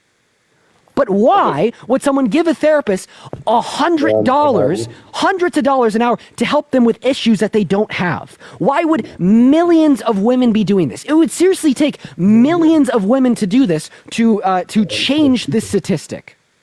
Yeah, so Dean, so if a small percentage of women do lie about it, like you said... No, to therapists. Lie to therapists. Yeah, oh yeah. And why do they? Explain to me. Why would they? Exactly. There's no reason why they would. So none of them do. I would hedge a bet that, like, seriously, 0.001% of women that have ever told a therapist that they've been raped were lying about the experience. Yep. Yeah, this seems absolutely crazy to me. Everybody's listening to that. You know what? I'd actually be willing to hedge a bet that you've raped a woman in your life. I would absolutely be willing to hedge a bet. I would place a good $3,000 on that. I would hedge a pretty hefty fucking bet on that. Like, this is absolutely sick fucking rhetoric. This is so despicably, unexplainably sick. You seriously are believing that millions of women will go to therapists, pay them hundreds of dollars to lie about being raped. You're being defensive about the subject because what I would say is most likely the case that you're a rapist yourself. I will say that with my chest, with confidence, and I don't care. I don't care about any of, like, oh, Dean, this is why the liberals lost the election because you want to accuse all these Trump supporters of being rapists. Oh my God, Hunter's dad, I am willing to hedge that bet about you, sir. Yeah, Dean, that's actually a perfect example why, because you have no actual arguments, so you just name call people. This is a great example why. Thank you for proving it. I've given you so many actual arguments, and that in of itself is an argument. I've sat here and told you that it is so typical for women to wait 23 years to report rape. It happens all the time. The average woman that gets raped never reports it to the authorities in their lifetimes. B, the reason why women wait so long is because they experience so many negative consequences for reporting it. And these are the negative consequences. Imagine that you get raped by someone, you don't want to come out about it because they're a billionaire with a very very high level societal power, not just in the city or state where you live in, but in the country as a whole, running a TV show that you want to wait because you don't really know if you want to report it because you're scared of the consequences, but then you inevitably do report it, and then you have millions of shitheads just like yourselves all over the internet calling them a demonic liar. Like, this is why women wait. And this isn't a contestable fact. I bet there are so many people watching this stream right now that have been raped and haven't reported it to the authorities. And when you know something, I'm actually one of those people. I have been raped and I haven't reported it to the authorities. I'm one of those people. This happens all of the time. Were you in a grape situation? What?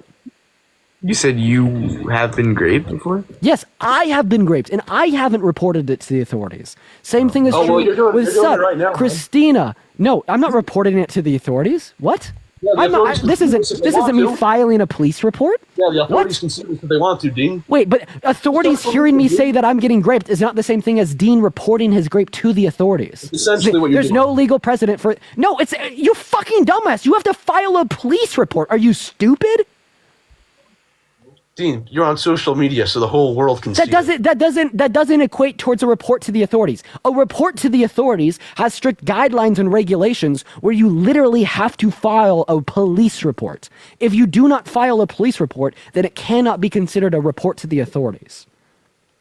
Sorry to everyone that's been raped before, by the And way. now your dad's saying this shit too? You fucking suck, you dumbass. You're over here contesting like me, like trying to give you all the reason in the world insofar as why individuals report getting raped, but then you're actually just like, yeah, you're reporting it right now, so your point's wrong. You fucking spineless pig. Oh, wow, Dean. Such a big tough guy, aren't you? So much tougher than you will ever be. Exponentially tougher. Yeah. And you know the funny thing is this whole time it's been like, you know, like a family bonding ceremony over there, you and your son. Where's the fucking wife? I bet she left you. Just saying. No wonder why we don't hear a wife in the house. All right, come on. Dean, Let's be respectful. My No, mom. that's all right. Dean proves to everybody on the stream right now that he thinks with his emotions, and that's what gets the best of him every time. Wait, name one emotional argument that I've given you insofar as it defends to the case that E. Jean Carroll's a victim of rape at the hand of the perpetuator of Donald Trump. What are you talking about? I'm saying right now. Give me one emotional argument that I made. Yeah, you're getting angry for absolutely Kathy, no thank reason. you so much for the fight. Wait, I'm getting angry for absolutely no reason? I give you an argument to justify the position that a substantial amount of rape victims never report it to the authorities in their lifetime, and some wait before they do, and then you respond to that by saying, well, you're reporting it right now to the authorities by even saying it on TikTok Live. Obviously, I'm going to crash out of that shit. Why? Why do you have to crash out? Why do you have to get angry so easily? Because you're not contesting the argument that I'm giving you while also invalidating my own experiences. So you have to get really angry about it? Yes, because honestly, big guy, I think it's time that really shitty men in this world start being held accountable. I find absolutely nothing wrong with me sitting here getting angry at you for being a fucking dumbass. Meanwhile, it's people like you that cause very legitimate harm to many every single day. Yes, I think I'm perfectly valid in getting angry at you. And it's honestly, this is the thing that you do. If you, so you A, don't have any arguments for anything that you believe in. You B, direct your beliefs on the pure basis of your emotions and vibes. And then C, whenever anybody gives a logically consistent, justified, rational argument to dispute what you believe in, and then you reject it and hinge on a crazy shit such as, nah, you're reporting it to the authorities right now. And then when I'm like, no, you actually have to file a police report to report it to the authorities. There's strict guidelines that police departments across the U.S. have to follow. And then you're like, no, you're reporting it, even though that doesn't respond to any of the substance of my argument, when the argument in of itself holds so much societal weight because your denial of the argument causes so much harm. Of course I'm fucking justified in getting angry. Are you kidding me? You should get angry. Honestly, I'd say if anybody's watching this live and you're not just slightly pissed off, that you're probably like a little fucked up. Meredith, thank you for the $15 on Venmo. And you know that you don't have a counter argument to anything that I've said. So what's it going to be next? Are you going to talk about how Dean's getting so angry and emotional again? Are you going to talk about how you don't really like that Dean called you out for your ex-wife leaving you because you probably treated her the same way? Or are you actually going to respond to the substance of the argument? Dean, let's Dean, no, shut up. Don't talk about my mom. Seriously. Nah, bro, your mom's a fucking W. Your mom's an absolute Chad. Your mom's an absolute amazing person that is so based for leaving your father. Don't worry, your mom's awesome. Now, feel free to respond, Hunter's dad. Yeah, well, Dean, you've been the one who's been switching topics this whole time. My son here made great arguments about the economy at first. Then he switched to the border. Then you switched to COVID. And then you switched it to the 34 felonies that Trump has. So you've been the ones who have been switching the arguments this whole time, because every single time you've been losing. And now, once you want to wrap it up. Yeah, more about Dean. Fuck off. I gotta go hang out with a girlfriend. Jesus Christ. Like, dude, it is like that archetype that causes so much harm in America. Like, I can't, I seriously, oh my God. I just want it to be so abundantly clear how harmful that shit is. How, like, oh my God. Like, that is like so bad. That is so bad. You know what? I feel bad for Hunter. And and Hunter specifically, Sid, thank you for the meteor shower.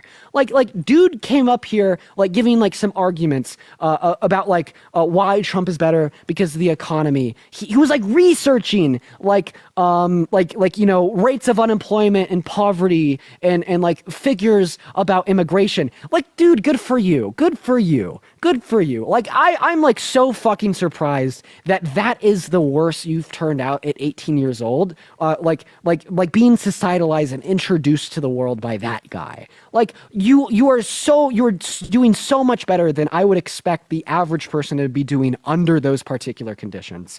And honestly, I think that you could have a bright future in front of you if you continue to apply critical thought. But oh my God, and you know the other crazy part? When I, like, said that I'd be willing to hedge a bet that Hunter's dad is a rapist, he didn't deny it. And I would still be like that is just so abundantly clear. Like, rejects the idea that women experience harm by reporting rape. Rejects the idea that, like, it's probably not the case that women are gonna lie to their therapists about getting raped. Okay, I'm done for the night. I gotta get off and go see the girlfriend. The fuck does this person say? You harassed a guest? I lost all respect for you? Join the live. I just want to hear the arg.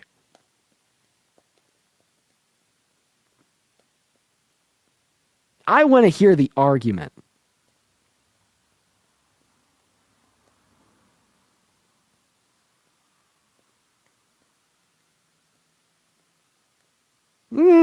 He doesn't want to join. All right. All right, guys. I'm going to go ahead and hop off for the night. Hunter, if you're still listening, one thing I will apologize for is I bet, like, you know, there's going to be a lot of emotions running amongst you and your father following that conversation.